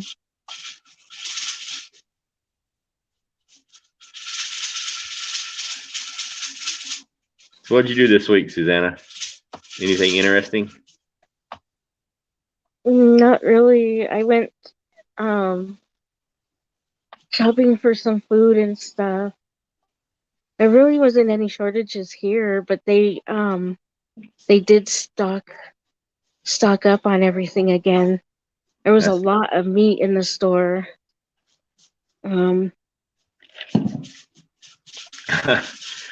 Hoot, that was Mark over at Rolling Homestead and Wild Edibles in Wisconsin. Yeah, that was a crazy night. He'll never do that again.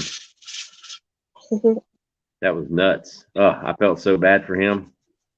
Oof. That sounds crazy. Huh? That sounds like it was crazy. You weren't here that night? No, I don't remember. Oh my goodness, we're doing a live stream and he ate a ghost pepper live on the live, and then went dark, left the camera, never came back. You know, the whole 9 yards. It was like the next day before we found out if he was okay. Oh, really? Yeah, Laura, that was horrible. I was freaking out. It was Virginia. Virginia was here with us. That's right. Yeah, that pepper busted his butt.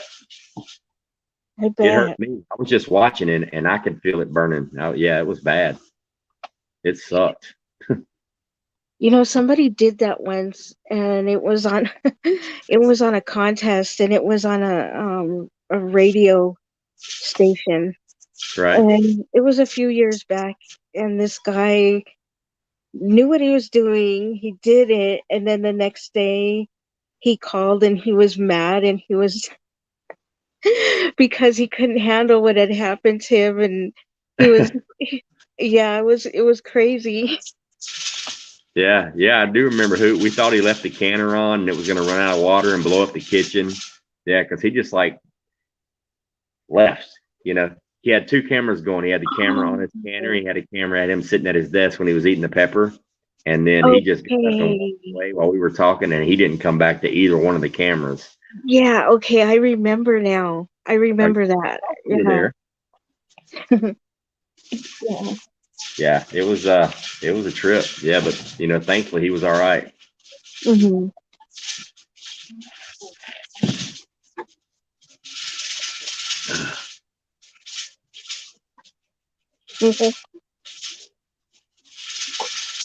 All right, Chris. Yeah, if you want to spend the money, All American's the way to go. But I have never heard anybody talk bad about the Presto canners, and those things are at Walmart for $80. Thank you for coming in, Chris. Have a good night. Have a good one. Facebook is really good at sending me notices about my posts, telling me it's only partial info and that they will be eliminating my posts from being seen by my friends.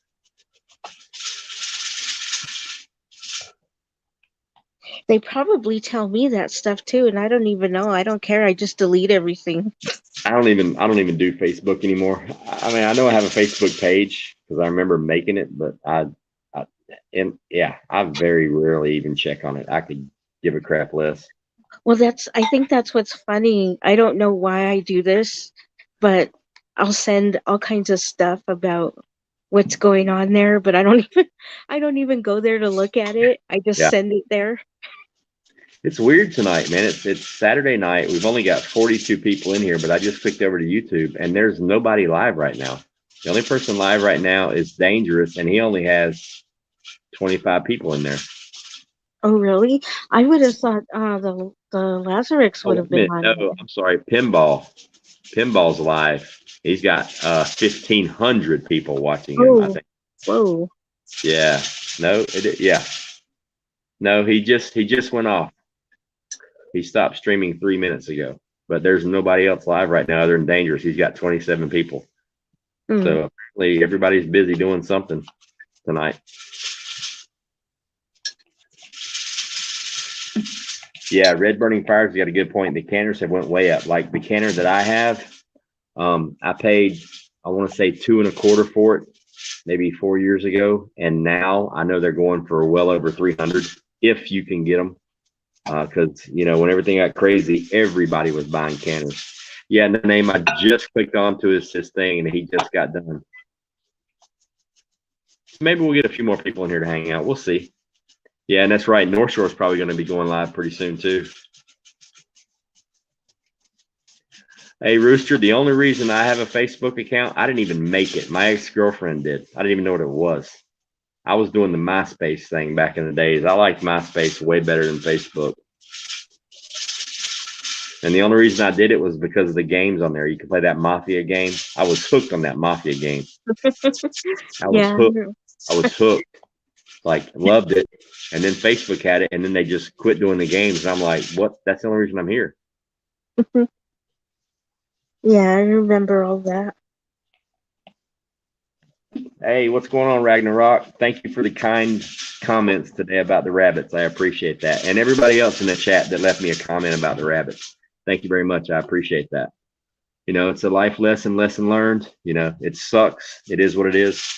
We'll move forward and be better because of it. Yep.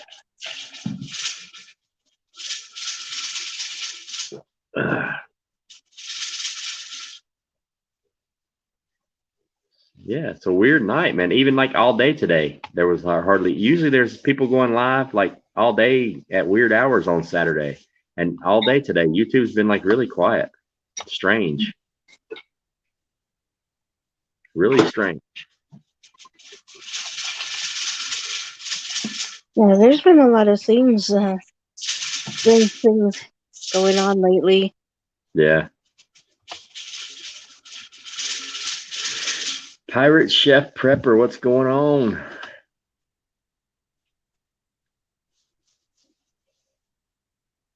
Yeah, I figured North Shore will probably kick it off around 10, 10:15, maybe 10:30 at the latest.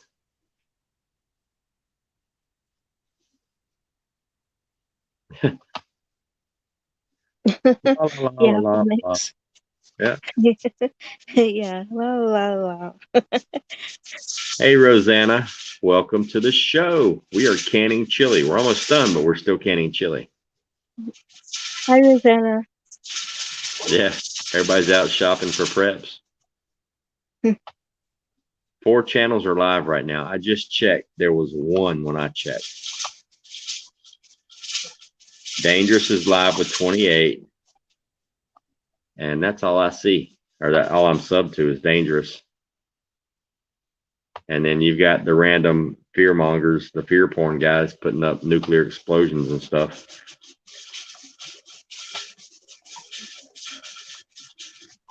Wow. Yep. Oh, well. Didn't can today, but did 50 pounds of sausage. Nice.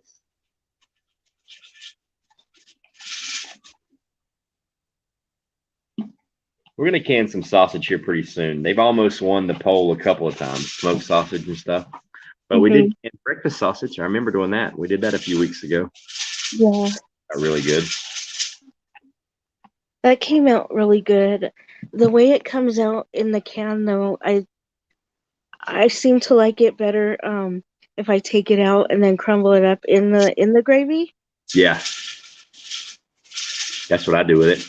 That, or I take it out of the jar and I'll put it in a frying pan with ghee or butter, and I'll just crisp up the outside edges and warm it up. And it literally is almost just like it is if you cook it fresh. It has a little bit of a difference in the texture and taste, but not much.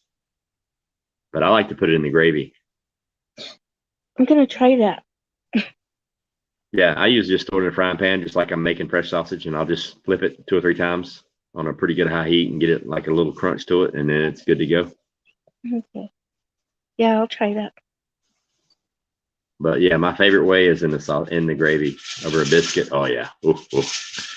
Good stuff. That's like my favorite meal. Ooh, total knee replacement. Ouch. I had a couple buddies that had those, and they had a really successful. I mean, it you know, a lot of pain initially, but it really turned out good for them. Hopefully, it turns out good for you too, Rosanna. Wow. Yeah, I hope it does. My husband might have to get that done. $279 for her 921.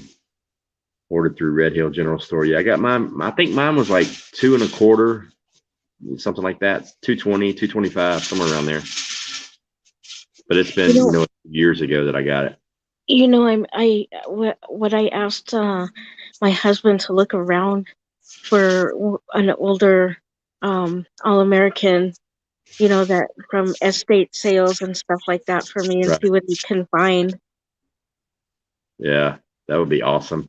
I'm thinking about actually getting a Presto, or actually, I'm definitely wanting to get another one.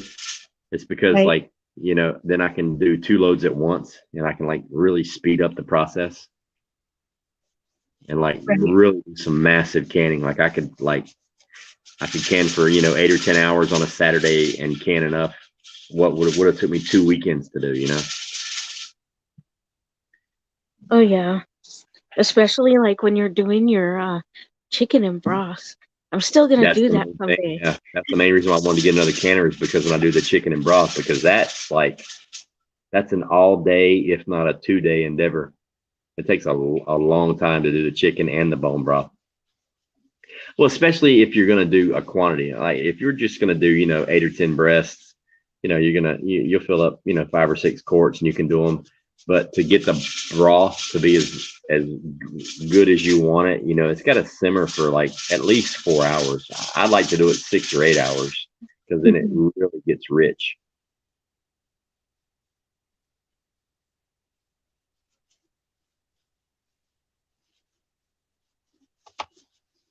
Awesome. That is good. Yeah, that's the key to it. You got to get up and walk right after surgery.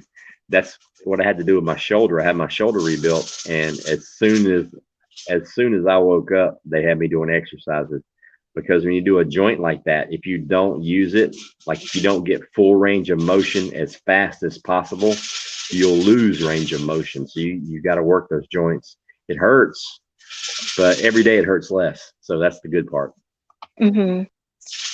I can imagine when I was in the hospital for a month and a half. Toward the end there, they took me. Physical therapy took me to the stairs and said, "Okay, we want you to go up. Try and go up the stairs," because I had to, learn how to walk again. And in your mind, you're just thinking, "Okay, I could do this," because you're used to it, right? Yeah, that didn't work out so well. Yeah, I mean, I couldn't even get up the first stair.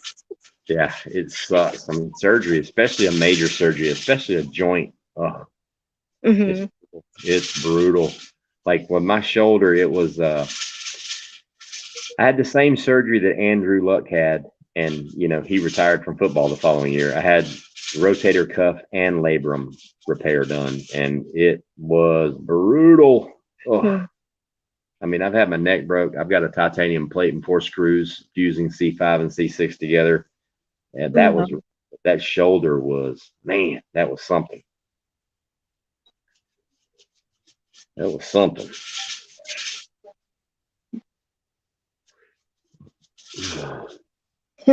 Is it gravy or sauce, Ghost? Depends on where you're from. I've seen fights over that. Oh yeah, like fist fights.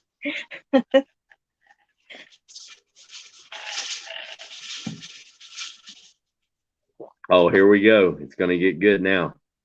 All right, Phoenix. All right, Guardian. Waiting on a reply to that one.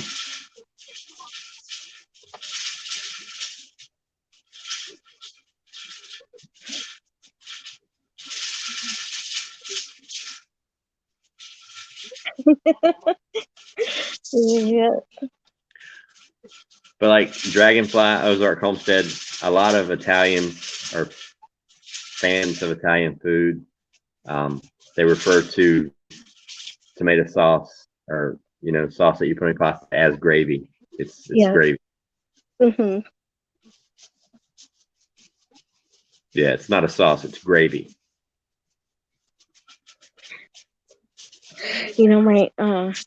My husband mom is Italian, and when he got married again, she took us out to eat, me and my daughter, and she wanted to know where a good place to eat was, and I knew she loved Italian food, so I told her an Italian where to go, because the guy that owns the place was actually from Italy, and so we go and we order whatever, and she looks at me. We were on the patio, and there were other people sitting out there, and she says, she starts yelling at me. She's like, "What? No pasta? You're just gonna eat chicken?" And I'm thinking, well, that was on the menu. It's still Italian. But I didn't say anything, and she was just like going off on me because I didn't eat any or order any pasta. And okay. Yeah. Italians are very, very unique and sensitive about their food. I got no problem with that. I love Italian food. What's going on, Doc Mac? Appreciate the support, brother.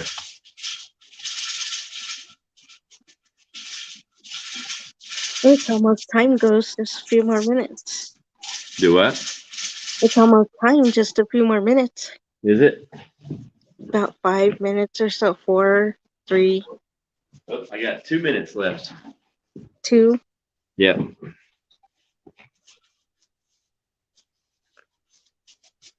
I have 4.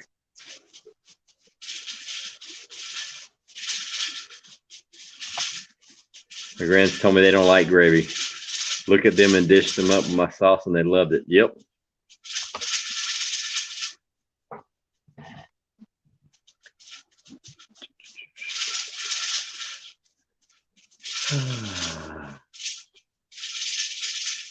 Wow, we're down to 36 people. Man, there's like literally nobody doing anything on YouTube right now. Dangerous only has 32 people. That's it. As far as people that I'm sub to. That's it. Wow. I can't see. If I go and look, I'll get bumped off. So. Oh, yeah. Yeah, I got another tab open with YouTube on it. I like to see what's going on. But yeah, there's like nobody doing anything on YouTube tonight. And watch, as soon as we stop, like everybody will come on YouTube. Probably.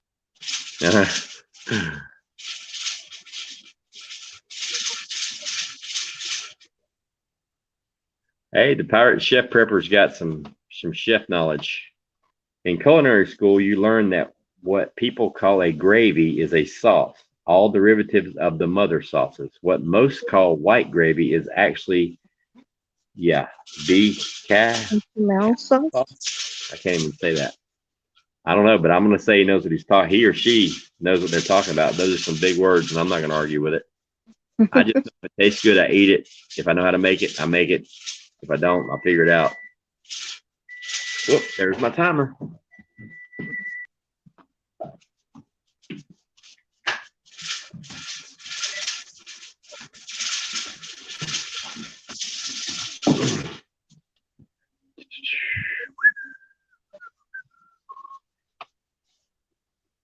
Wow. Yeah, slow night, Rooster. It is. It's really quiet on the YouTube front. I don't know. It's strange.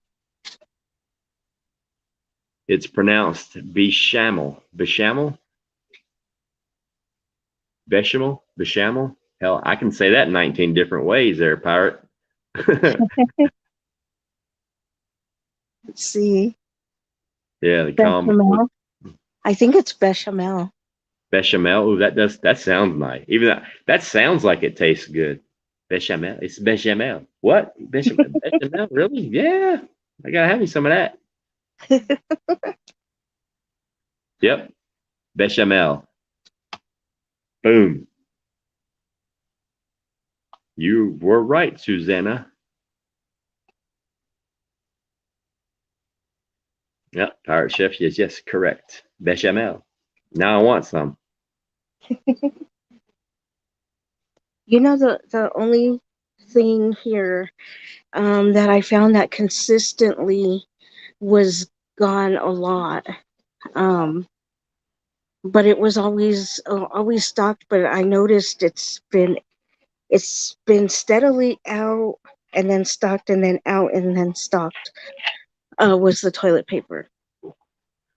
Yeah, I mean, well, when I was in Florida is when it hit hard, and yeah, they were out, but I didn't care because I had plenty of it. But like since I relocated here, I mean, like today, I mean, there'll be like random stuff will be low, Hmm. but the next day it's stocked in. I mean, obviously there's shortages or there's supply shortages. I think there's plenty of the product. They're just having a hard time getting it to the shelves. But you know, I mean, it is what it is. Right. Hey, Ghost, my wife just reminded me that there are a lot of festivals and small town fairs. We have one tonight. Ah, good point. It is that time of year. Yeah, yeah.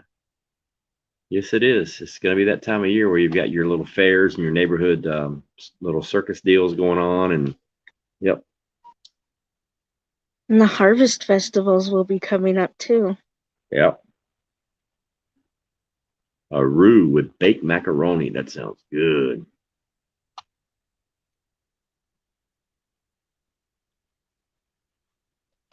Be charming in Florida. I miss me some Florida. I don't miss the heat and having to dodge the hurricanes, but I do miss Florida. We just had a Palisade Peach Festival here. Nice.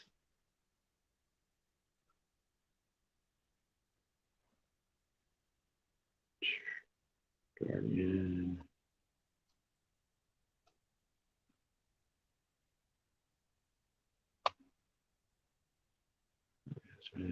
Yeah, I ate one the other day, and that thing was so good and juicy. Like I What? hadn't had a peach in a while, and that peach Uh, was just really good. I love peaches. That's like my favorite fruit. It's one of those ones, it was one of those ones too. You bite into it, and it's like it just the juice, It the just juice squirted just all over goes your every. face. It was like peach Yep, juice from ear to ear. yep. That was it. You were scared to say that, but you'll say jiggler like that. It was. Well, I did. It was just everywhere, but it was good. It was one of those things, It's almost like everyone who knows that messy food, it's Hmm. the best, and you can just, you don't even want to use a fork because you want to lick your fingers. Yep. I'll be right back. Okay.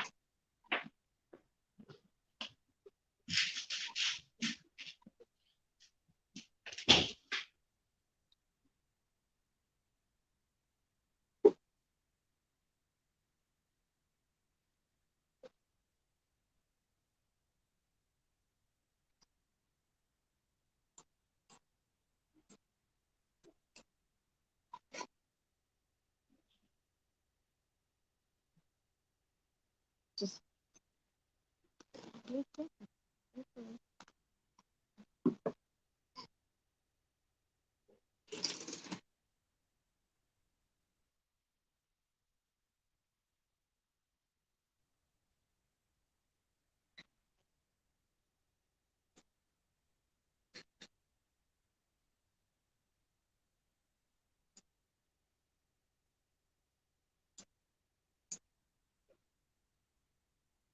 Ooh, canning jalapeno tomorrow.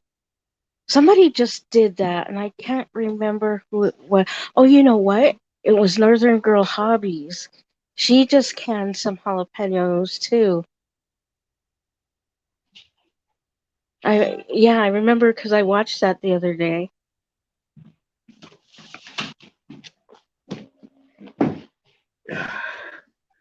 Yeah, someone was saying there who was it?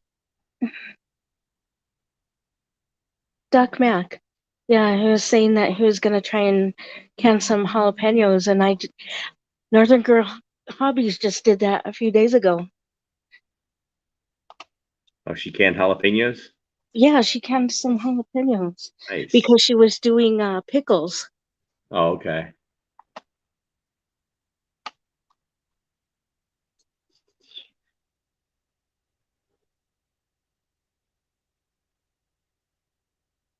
Doc, not Dick. Oh my gosh, I hope I didn't sound, did it sound like that? Was that mean? Klingon Princess typed it in at Dick Mac. Good to see you. Oh, And then she typed in Doc, okay. not Dick. That spell check's a bitch. You know, my phone has been doing that a lot lately where you don't even notice it, or it looks fine to you, and then you send it and something changes it. Yeah, mine does that.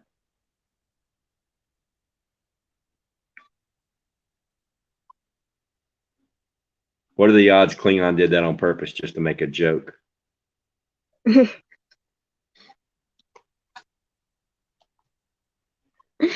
I don't know. I don't know. What It say you, could be. Klingon Princess? Yeah, my banana pepper tree, I'm gonna call it, things like 6 feet tall, is doing really good. My cayenne pepper plant is probably produced, not counting what's hanging on the plant right now. I think I've probably picked somewhere between 30 and 40 peppers off of it right now, and there's at least 25 or 30 hanging on it ready to be picked right now. That's all plant. Oh, that was one of the easiest things. The first things back in the day that I grew was cayenne peppers, Yeah, and it that's was, yeah, they grow a good amount on there. oh yeah. Like my bell pepper plant, I'm gonna overwinter it. I'm gonna cut it back and overwinter it, and because I've always heard that your pepper plants, they're always better the second year. Hmm. So I'm gonna try to overwinter it and then see how it does next year. Have a good night, Red Burning Fires. Good night. Yeah, Ragnarok. I can the cayenne peppers, but I can them in something that I call chow chow. Some people call it chutney, I think, up north.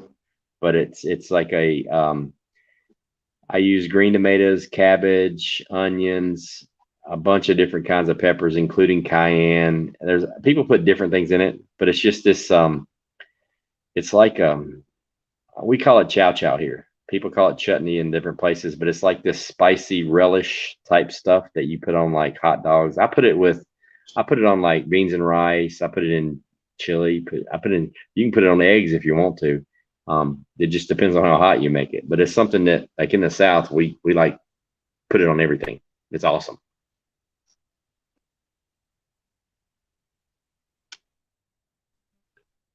Pirate Chef Prepper said, cowboy candy is usually bacon with brown sugar and cayenne pepper.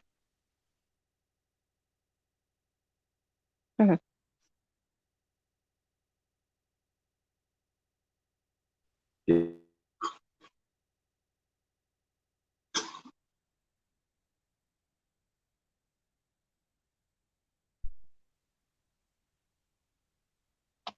But I made it last time I made nuclear. Like I like to make it super, super hot because you don't need as much. You know what I mean? Even though I like it mild, I don't like it super hot. I'll make it super hot. So like a half a teaspoon will do the damage that a tablespoon did normally, you know, in my palate.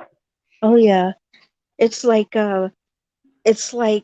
picking which heat you want in your chili here, you know. Yeah. If you pick dynamite, you're not going to use as much chili because that stuff's hot.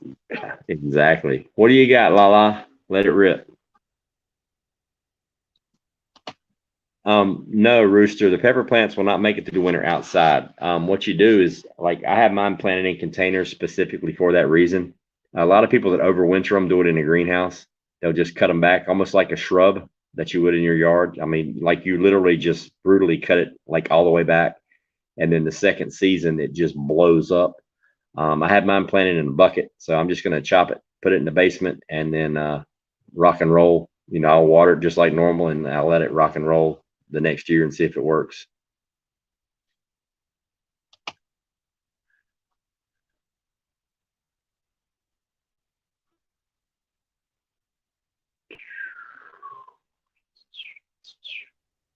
I guess Lala's typing the question. But yeah, Rooster, I mean, you can overwinter them. I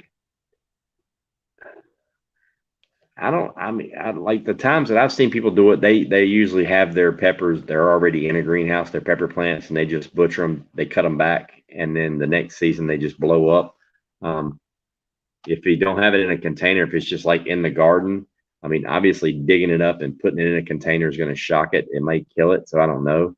I mean, maybe you could like build a greenhouse around it or something. I don't know. Or just maybe next year try to plant it in a container, maybe a 15 or a 17 gallon container that you can pick up and bring it to a climate controlled environment, so to speak. No, I've never had pickled watermelon, right? Have you? Oh crap, my phone's about to die, so I gotta switch to my computer. Hang tight. Okay. No, my counter is off root alcohol. I finished just about the same time that Ghost did.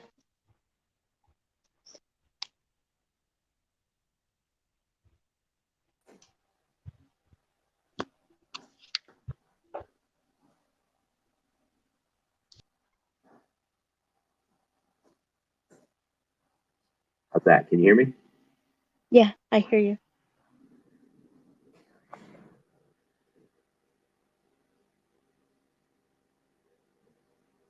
Yeah, we're in the cool off process. So we are cooling down. Yep. So what's the question, Lala?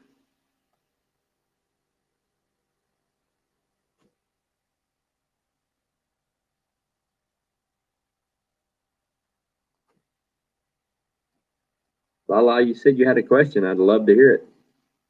The suspense is killing me. Bring it. What do I think about what?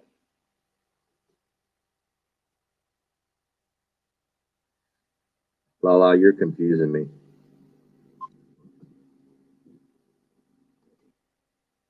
What other face? Oh, I had two cameras going. I had my phone and now I just switched to my computer. I don't see a question, Lala. I didn't see it either. Oh, by the way, it's off topic. Sorry. That's all I got. You asked if you could ask a question. I said yes. And then I got, oh, by the way, it's off the topic. Sorry. That's it. Yeah, because the last one was Ghost, I've got a question. Yeah. And then it went to It's off topic. yeah. Oh, by the way, it's off topic. Yeah. I just went up, Lala. There's nothing there. I just went all the way back up to you asking if you could ask a question, and there's nothing else from you. So you may want to resend it. You had a question, and then you sent, oh, by the way, it's off topic. There's nothing in between those two. I'm looking right now. Nope. So resend it, please. You can type it again, or you can come up here and ask me face to face. There's the link. Don't be scared. Tell them, Susanna. Yep. You can come up if you want.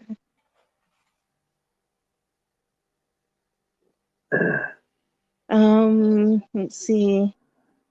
Oh, there's nothing there. You texted if you could ask a question, and then that's it. That's all I got. It says Ghost, I've got a question. Now, your question's above saying Ghost, I've got a question? Hang on. How would you ask a question and then say Ghost, I've got a question? That doesn't make sense. Yeah, it's not there. I feel like I'm playing I'm hunting for Easter eggs or something. Oh, there she is. She's coming up. All right, Lala. Hey, Ghost. Hey there. My question was, today I said something about being proud of the men, our retired military, Green Berets, etc., going in and trying to get our people out. Talking about the Pineapple Express. Yeah. Yes. And I had this woman come back and tell me they were nothing more than mercenaries and I should not be proud of them. I'll tell her to go. I can't say that. Tell her to stick. I did.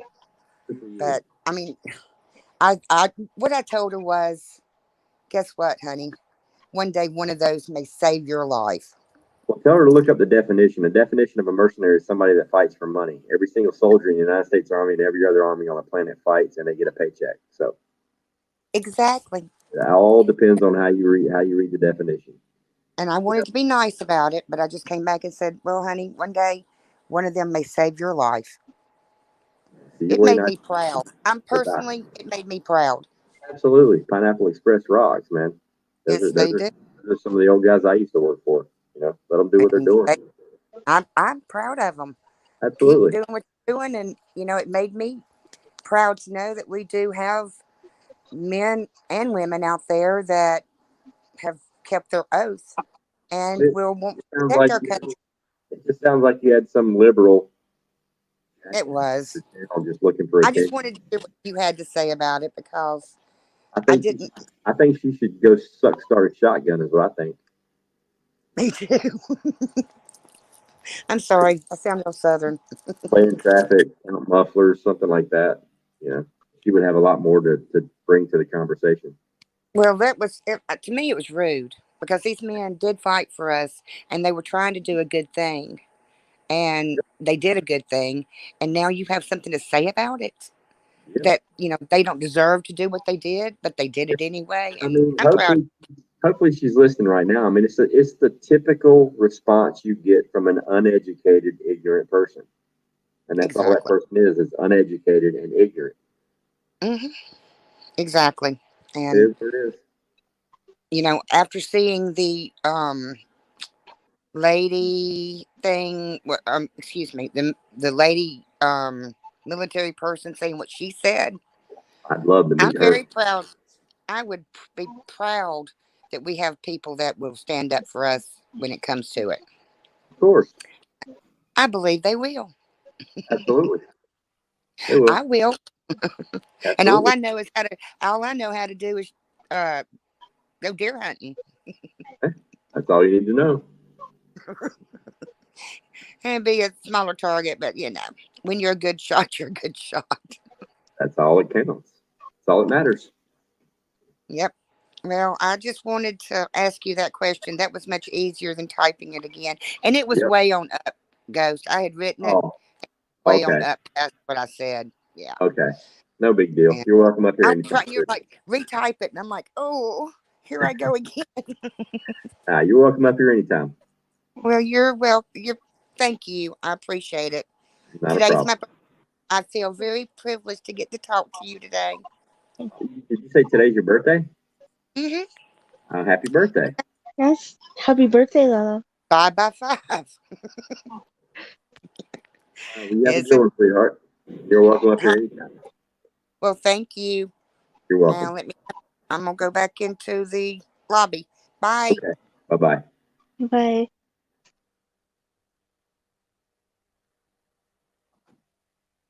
Yep. The private organizations are the ones that are getting it done.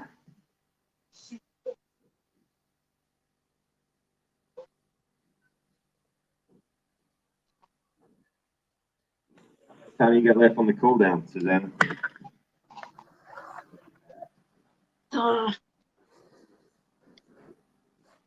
Mine is, let's see. Mine is down to 5 right now. Are you serious? I'm at 4. I'm at 4.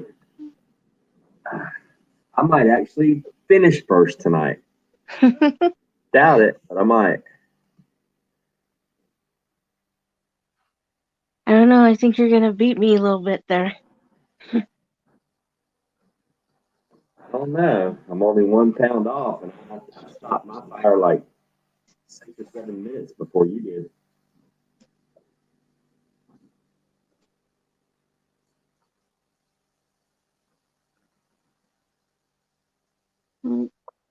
It's like for some reason, even when I'm in the lead on the cool down, it's like the only person that takes longer to cool down than mine is Milkmaid, and hers takes like a day. What's going on, brother? Nothing. What y'all doing? Waiting on these spinners to cool down. Yep.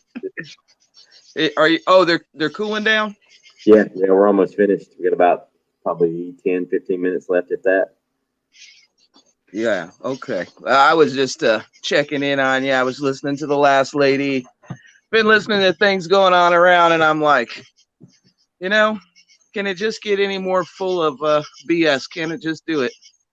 Yep. It's just been something. I watched whatever you want to call her. Oh, I guess she is the VP. Jump on a plane and head to Hawaii. Good for her. Hopefully. Yeah, I ain't gonna say that. Well, being ex-Navy, I mean, my gosh, some priorities are pretty screwed up, aren't they? I mean, what do people expect when you put? I'm not gonna go there. I'm not even gonna go there. This is the canning show. It's not the. I know. Yeah, I'm not gonna go there. I want to. Trust me, I want to, but I ain't. But I mean, how would I put it in a nice term? You get what you pay for. Yeah. Hey, hold up your tumbler. I wanted to see that. Nice. Yeah, I make those. That's what I was talking about. I got kicked off Facebook, permanently banned for life. My niece made that for me. But yeah, I hand paint them and make those. It's the only thing I miss about Facebook is Dragonflies is my other half. And from September, well, we started about end of August till the first week of November, we made over 300 tumblers. Nice. We were like, we were just nonstop. We were working like 12, 13 hours a day just doing that plus my other job. It was crazy, but the money was good. So that's the only thing I miss about Facebook. I hear you. Ragnarok asked me if my shoulder surgery resulted in any complications with recoil. No, because it was my left shoulder and I'm right-handed. So, but check out my new icon there. What do you think of that? I like that. That's cool. Yeah, even if it was the left shoulder, it wouldn't have any complication with the recoil. I mean, my surgery went great. It went phenomenal. I do have issues with it. There's still some. My movement is limited. My range of motion went from it's probably at maybe 90% range of motion, and strength wise, how would you explain it? It's like I have to use my shoulder differently. Like it works on a different. It's like if I'm holding, say, 2 jugs full of milk in front of me, like I would have to kick my left arm out a little bit to get a little bit more support for my tricep and bicep than just my shoulder muscle. So it works differently, but it still works. How'd you do that injury? It happened in Iraq. It's one of the places that happened at. It was a recurring injury. Heard it several different times, a couple different idiot moves.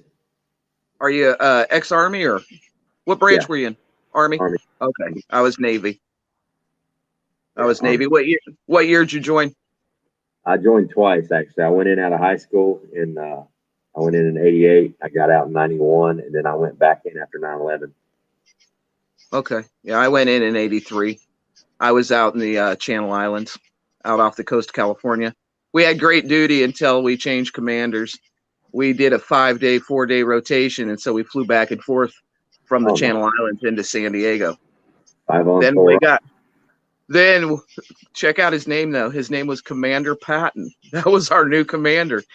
When he got a hold of us, we worked the 2 on, 5 off, 5 on, 2 off, and he wasn't going for that good rotation we had. Yeah. But no, I just thought I'd check in on y'all, and you have to come out and check over on my page on my YouTube channel.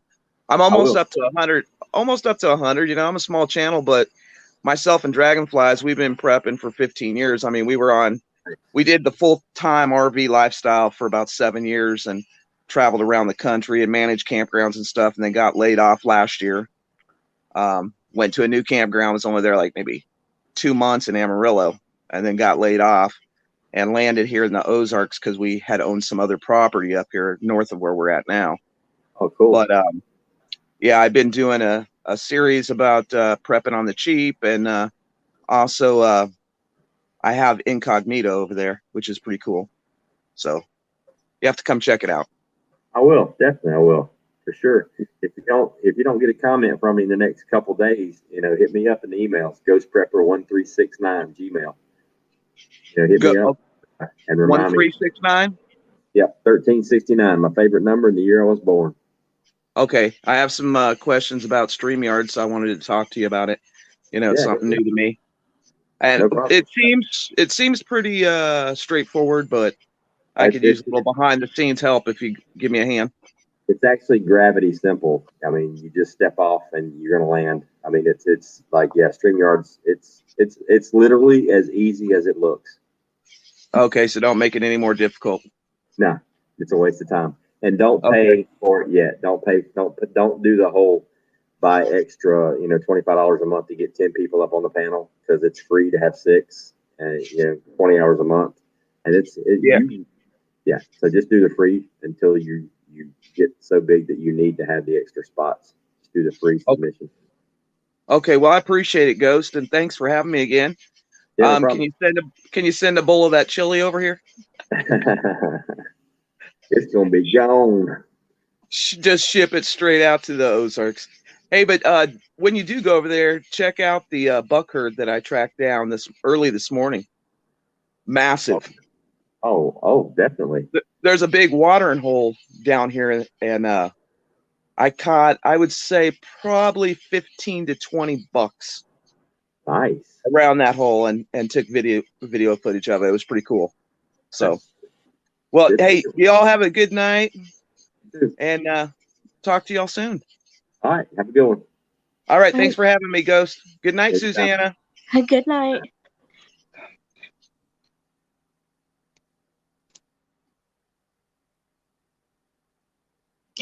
Mine is only on 4. What? You're at 4? Yeah. I'm at 2. I may actually win tonight. Hey.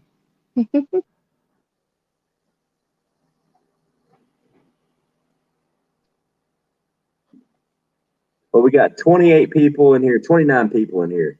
So 29 people in here. Dan, do I have any mods in here that can drop that channel link? Off the wall prepper. I'll look it up real quick. It was off the wall prepper, right? Yeah. Let's see. Yep, there she is. All right. She's got 87 subs. Now she has 88. I just subbed. Going to boom. I'll get a channel link. Copy. Boom. StreamYard. Everybody, this is Off the Wall Preppers link. Do me a favor if you can. We got 29 people in here. She only needs about 20 to get over 100. So let's go ahead and get them over 100 if you wouldn't mind. Look, 101 beat me to it. Way to go, 101. Why does yours look different than mine? Oh, it don't. Cool. You were hiding 101. Yeah, so everybody, let's sub to Off the Wall Prepper. Get them over that 100 mark. Because that's a big deal. I remember when I first started 6 months ago, and I got to 100, I was freaking out. I was like, yeah, man, 100 people. Woo! I know, I'm like, I don't even know what I have. I'm 140 something or whatever. That's a big deal, though, when you hit 100, yeah? I don't know. I didn't even know I hit I didn't even know it because I wasn't paying attention. I mean, that's how bad I am. Like, I just get, I've never really done a lot of that before. So now I'm doing like readings and people fall asleep to my readings. Yeah. No problem, Off the Wall. Hopefully we'll get you to 100 here shortly if everybody will go over and do it real quick. And while we're at it, let's drop Susanna's link in there too. Prepper 101. When I hit 100 ex-girlfriends, I threw a party and invited them all. Your mother-in-law showed up, ruined it. How many mother-in-laws was that? How many almost mother-in-laws was that? They're ex-girlfriends, so it will be ex-potential mother-in-laws. Yeah.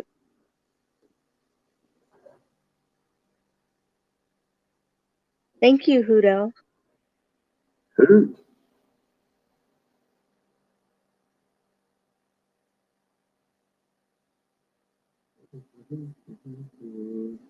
Yeah, so I'm back in school now at the University of North Carolina. Man, it's rough. Taking What are you doing? Taking classes, trying to finish my degree. Because when I left Florida, I only had one semester left to get my degree in middle grade science to be a teacher. But then I moved up here and I have to take a bunch of different classes. So now I'm taking physics, human biology, which human biology part, I love that. That's not a big deal. Physics is kind of crazy. Latin, no, not Latin. English literature, like pre 1700s. That class is kicking my booty. Art appreciation. I don't understand any of that shit. And then I've got a lab in physics, which that's all fine. So, but yeah, the literature part, I'm like, come on, man. And art appreciation. Ugh. Yeah, it's rough. I'm like, what? They put up a picture of this painting that like my daughter could do a better job when she was like 6.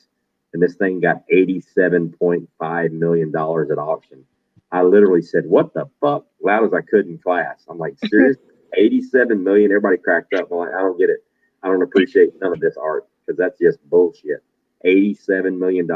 Somebody literally finger painted $87 million. Yeah, that's crazy. I thought that was called something like contemporary art or something like that. That's crazy. Thank you, Rainey. I appreciate that so much. You're awesome. Rooster taking off. Have a good night. Sleep well. Thanks for stopping in. Yeah, so art appreciation, that art appreciation thing is blowing my mind right now. I'm like, what? I don't appreciate none of that ugly shit you're showing me. You're saying it's worth $87 million. How are you going to teach me to appreciate something that I don't appreciate at all? And you're calling it art. I got another word for it, and it ain't art. Yeah, I know what you mean. Oh, only 3 more. Off the Wall only needs 3 more subs. Come on, guys. If you guys ain't subbed, get over there and sub. There's Susanna's link right there. You guys sub to that one too. So we need to sub to Susanna and we need to sub to Off the Wall. For real.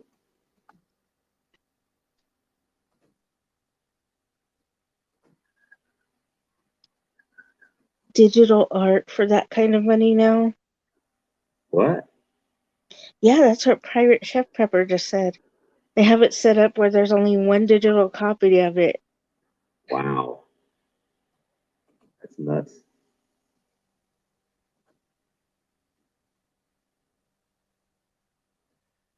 Yeah.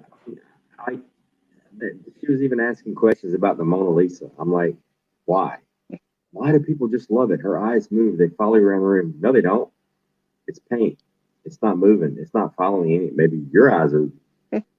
What do you get stoned when you go appreciate the art? Because it's not moving. It appears to be moving. Doc Mac, thank you so much, brother. I appreciate that. You're awesome. Thank you, Doc Mac. And who was the other one? Rainy? Yeah, Rainy Steps. Also, I got a question about rabbits. What months can you hunt wild rabbits? Anytime you're hungry, as far as I'm concerned. I don't know. I have no clue if there's a season or not.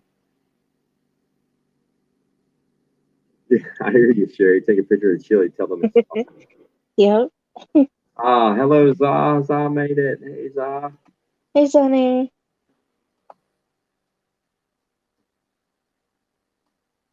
What the hell?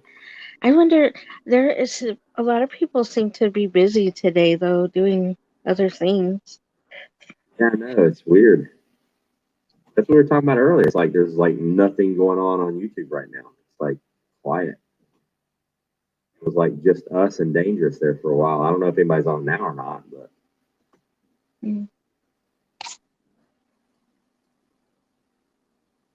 yeah. So if you guys aren't sub to Susanna or Off the Wall Prepper, please do so now. Off the Wall, let me know when you get to 100.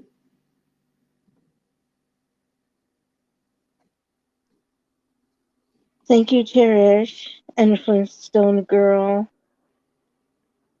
Bring and steps. Cherish's husband. Thank you again. Much appreciated. Much appreciated. Thank you. Yes, thank you, Rainy. Yeah, good point, Zoff. A lot of people are watching the weather away because of the weekend before the holiday. True. When is the holiday? I don't know.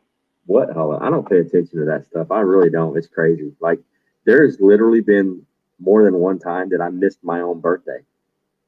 Like, oh, crap, 2 days ago. That's funny. Yeah, Stuff like that doesn't register to me. I would miss my own too if nobody reminded me. Thank you, Heather. We got Bug Dude's link up in the chat as well. Yeah, one-on-one. Drop any link you want to drop. I love this whole link dropping thing. Just rock and roll. Friends, everybody helping friends get subs. It's awesome. Okay, Labor Day. See, I don't even pay attention anymore to anything. Except for like maybe a major holiday. Yeah. Looks like Off the Wall got 100. Awesome. Congrats. Congratulations.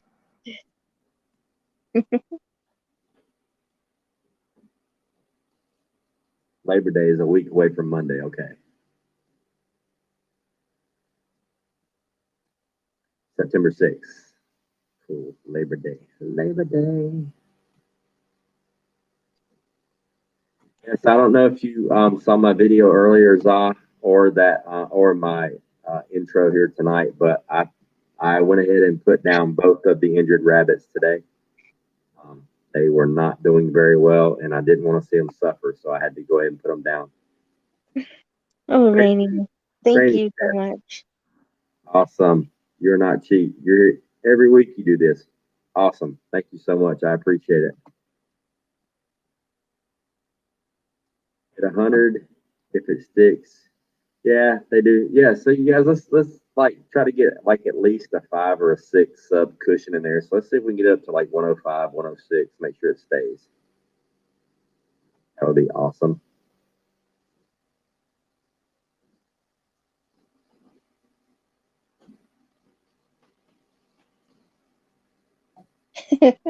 Prepper 101. He likes his whiskey and women cheap.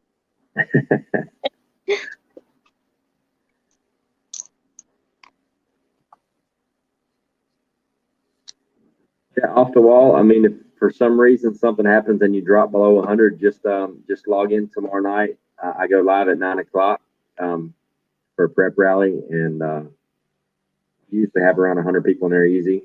So we can definitely pump you up again and get you over that 100 mark. So not a big deal.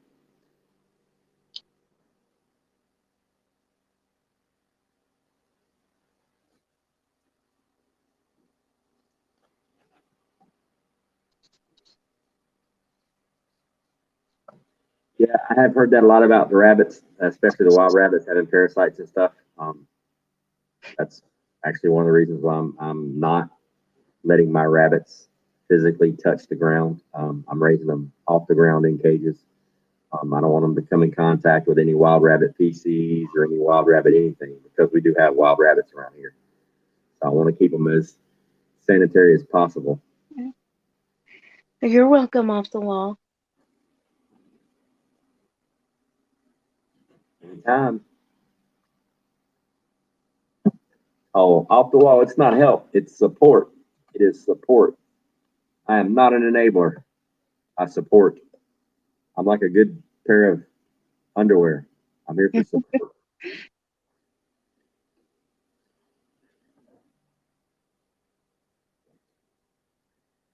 Close by you as in right beside you on the couch, or close by you as in the number of subs?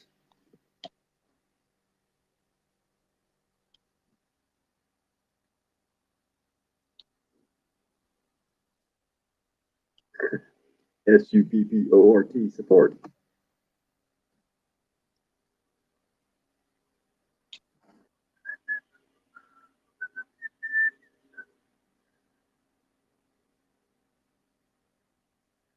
Long Pig Prepper. There's a story behind that name, and I want to hear it. How long is your hog? You measure it like from snout to tail?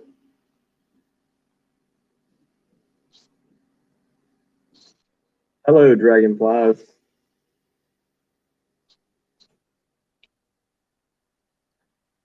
Hello, off the wall's other half.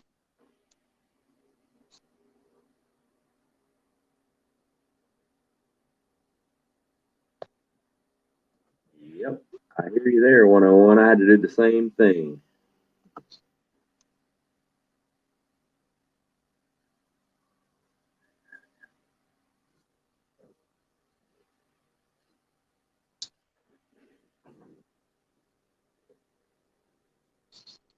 Oh, that chili. Show that chili. Is it ready? I don't know.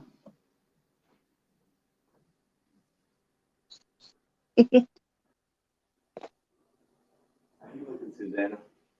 How is it? 3 minutes. Backwoods is your other half. That is a sad, sad, sad admission, brother. There's therapy out there for that.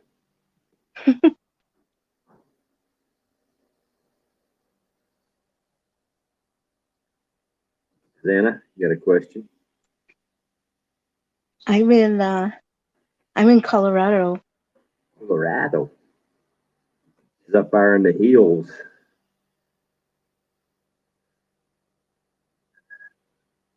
That's a good one, dude. That's backwoods. Right. That's funny.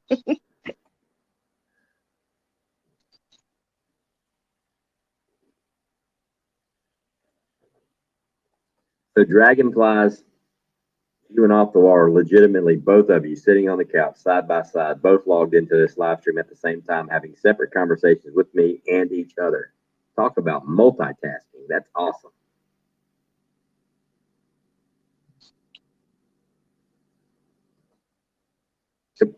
Just like people eat chicken. That's one of the reasons why I'm focusing on the rabbits. I mean, it's the healthiest meat on the planet. It's legitimately free. I mean, if you got decent grass or you got the means to grow, I mean, I'm growing lettuce, collards, greens, things like that from seed for the rabbits. So technically it's free. I mean, the seeds really don't cost that much. So, I mean, you can legit raise, I mean, with the herd that I've got right now, I can, if I was to breed hard, I could legitimately put up easy 1,500 pounds of meat a year. That's a lot. That's free meat. Free. Plus, I'm getting the best fertilizer for my garden on the planet. That's the cool part.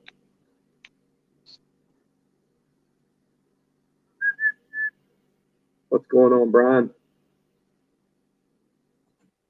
Says, hey, Susanna.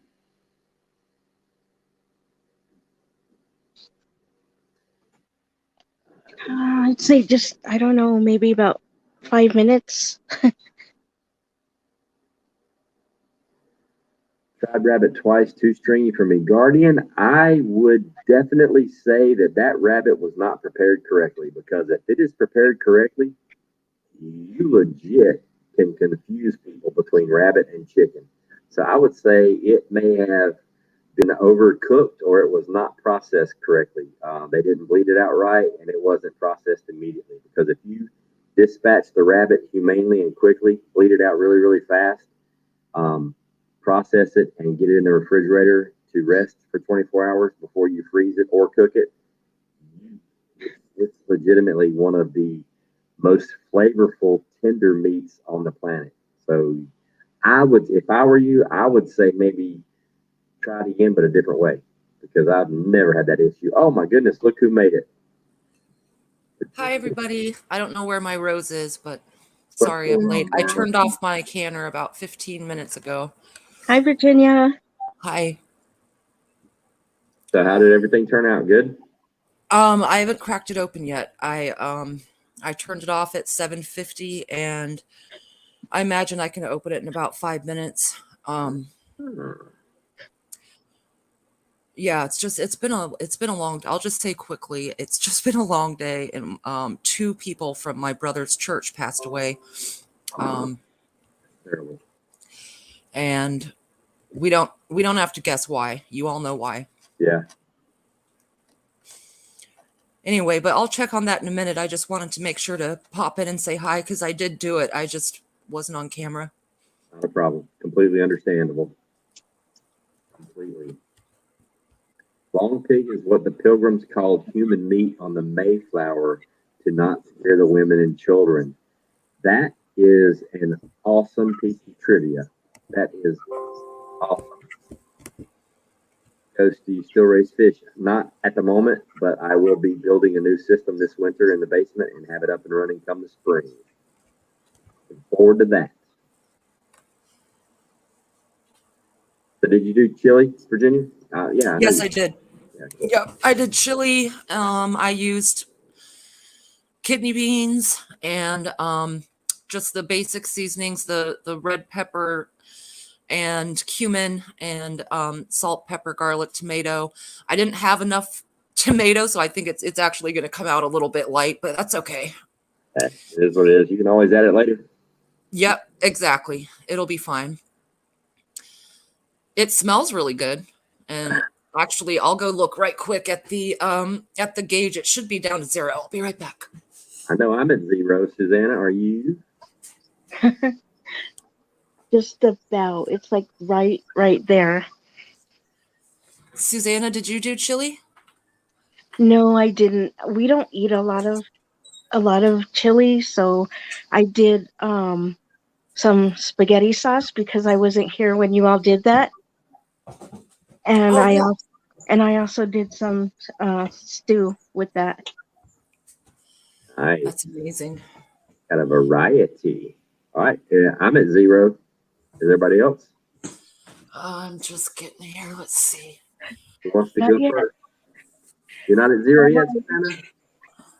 You mean I finished first? It's almost there. I finished first? What? I'm the winner. All right. Go first. Congratulations, Dave. Oh, yeah. Oh, yeah. Right? Who'd you do? Oh, I thought Ghost was gonna get up and do the Cabbage Patch. Now watch. I'm bragging that I'm first, and watch, my lid will be stuck and I won't be able to get it open. Right.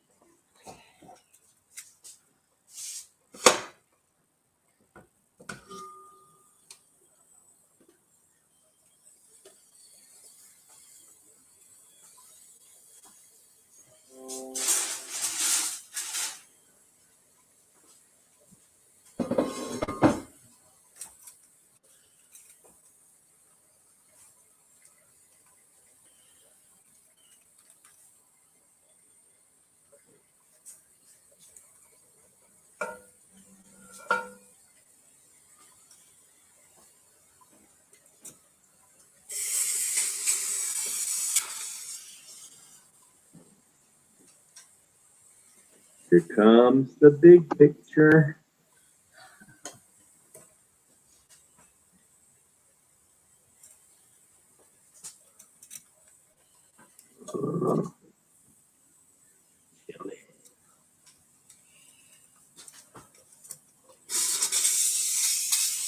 Oh, that looks really good.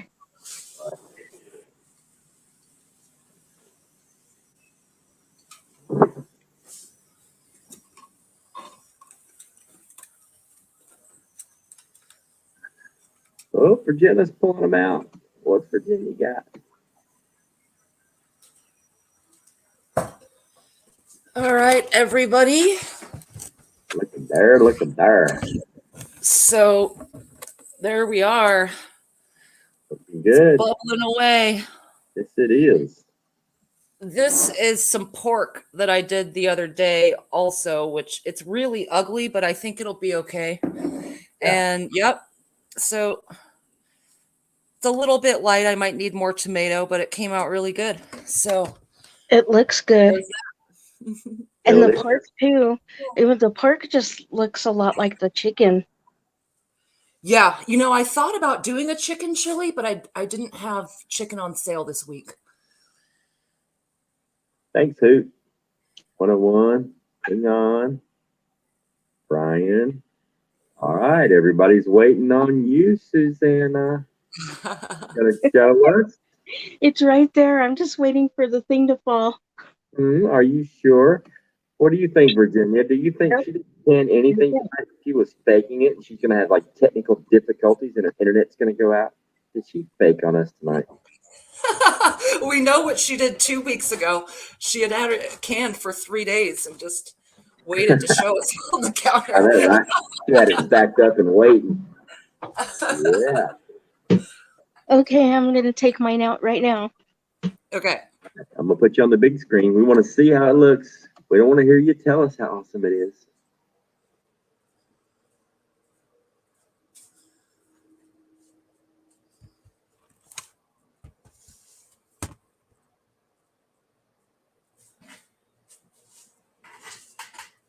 Hey, Zal, that's a good point about with the less tomato and less acid on the tummy. Have any of you in the chat or anybody on the panel ever heard about adding grape jelly to your sauce or gravy or anything with, like any of your spaghetti sauces and stuff to cut down on the acidity?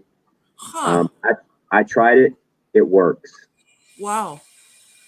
Like when I make a big pot of spaghetti, I'll put in like a couple of tablespoons of Welch's grape jelly, and it just destroys the acid. Like I don't know how, I don't know why.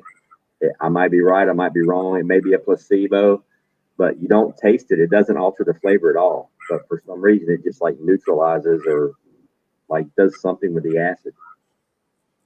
At least to me, it does.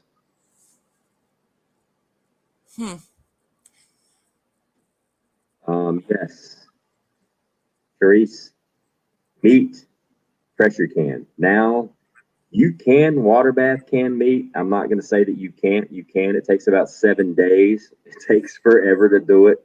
But no, if you're going to legitimately can meat, even beans, get the ball canning book, go on the website, the National Center for Home Food Preservation, and it tells you what has to be pressure canned and what can be water bath canned. Anything with meat products like I even pressure can all my broths and everything like that, just like it was meat. I do all my beans just like it was meat. Even though you can water bath can green beans, I still pressure can those just to be on the safe side. But yeah, meat, pressure can, definitely. Yeah, Dragonfly. Yeah, I heard of it. I can't remember who told me. It was a while back, and I tried it because I do have. Oh, look at there, Susanna. That looks great.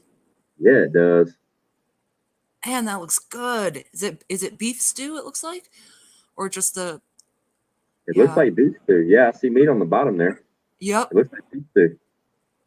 I see the taters. Looks like some carrot, maybe some onion in there. Onion. So proud of you, Susanna. Definitely, definitely.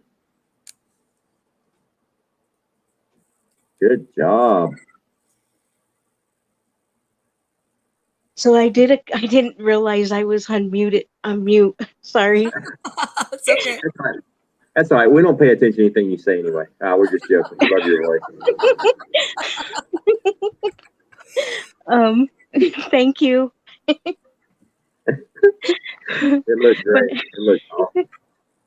I was talking to you guys the whole time you were talking, and then I realized I was muted. You just made me feel like your husband. Right? Selective hearing. All right. Awesome job. Everybody did good. I do. Thank Ooh, you. shake. That works good. Yeah, but if you haven't tried the jelly, try the jelly next time you do spaghetti, man. It complete, like, at least to me, it seems like I have like no heartburn issues when I do jelly with the spaghetti sauce and stuff. Anything with lots of tomatoes. I don't have that issue with chili as much, simply because the beans seem to, like, I don't know, they help out a lot. But yeah. Plus, I don't use a whole lot of tomatoes with the chili. So The beans yeah, probably soak up some of the salt and some of the yeah. At least to me, extra. the beans help a lot with the pintos. Have I ever thought of making pemmican? I have. I've watched several videos on it. I've just never done it. There's so many things that I want to do. Do what? I put rosemary in my beef stew, and it smells really good.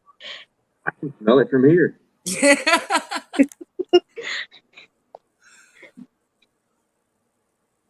Awesome job tonight, ladies. Man, it does smell so good. Not yours, mine. Mine smells awesome. Yeah, mine does too. You really can smell it. And I made way too much. Like, I've legit got enough to do an entire another load. I'm just gonna put it in the refrigerator, and I'm gonna put it on the stove tomorrow, and we're gonna eat chili for the next 2 days. Yep. Food, I like the few times that I've done it, like, I've only done it like maybe 4 or 5 times in the last 2 years. I just use like, for, like, say, when I make a pot of spaghetti, I usually do like maybe 2 pounds of either ground beef and sausage, and then, it's just a nice good sized pot. I usually do like a couple tablespoons. But you can always go up or down depending on, try it out. Do a little bit. I mean, it did not affect the flavor at all. I do 2 nice tablespoons. It didn't affect the flavor to me at all. So just give it a shot. See what you think. Yeah, it's kind of like a season to taste kind of thing. I mean, if you're just doing like a itty bitty, like if it's just like a quart jar of spaghetti, if that's what you're doing, I would say, like, a teaspoon, the Right. first time, and see how it works, and then kind of go up or down from there.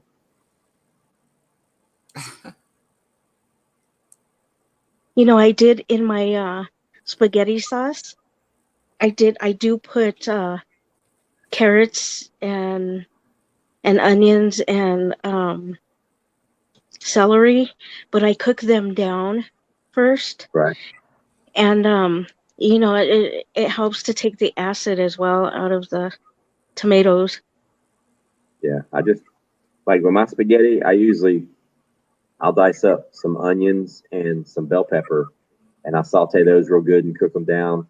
Then I'll add in a little extra garlic, minced garlic, and cook it down. Then I make my sauce, and then I put in the jelly afterwards. Like, sometimes literally I forget to do the jelly because the acid really isn't that bad for me. I mean, I don't gorge myself on the spaghetti.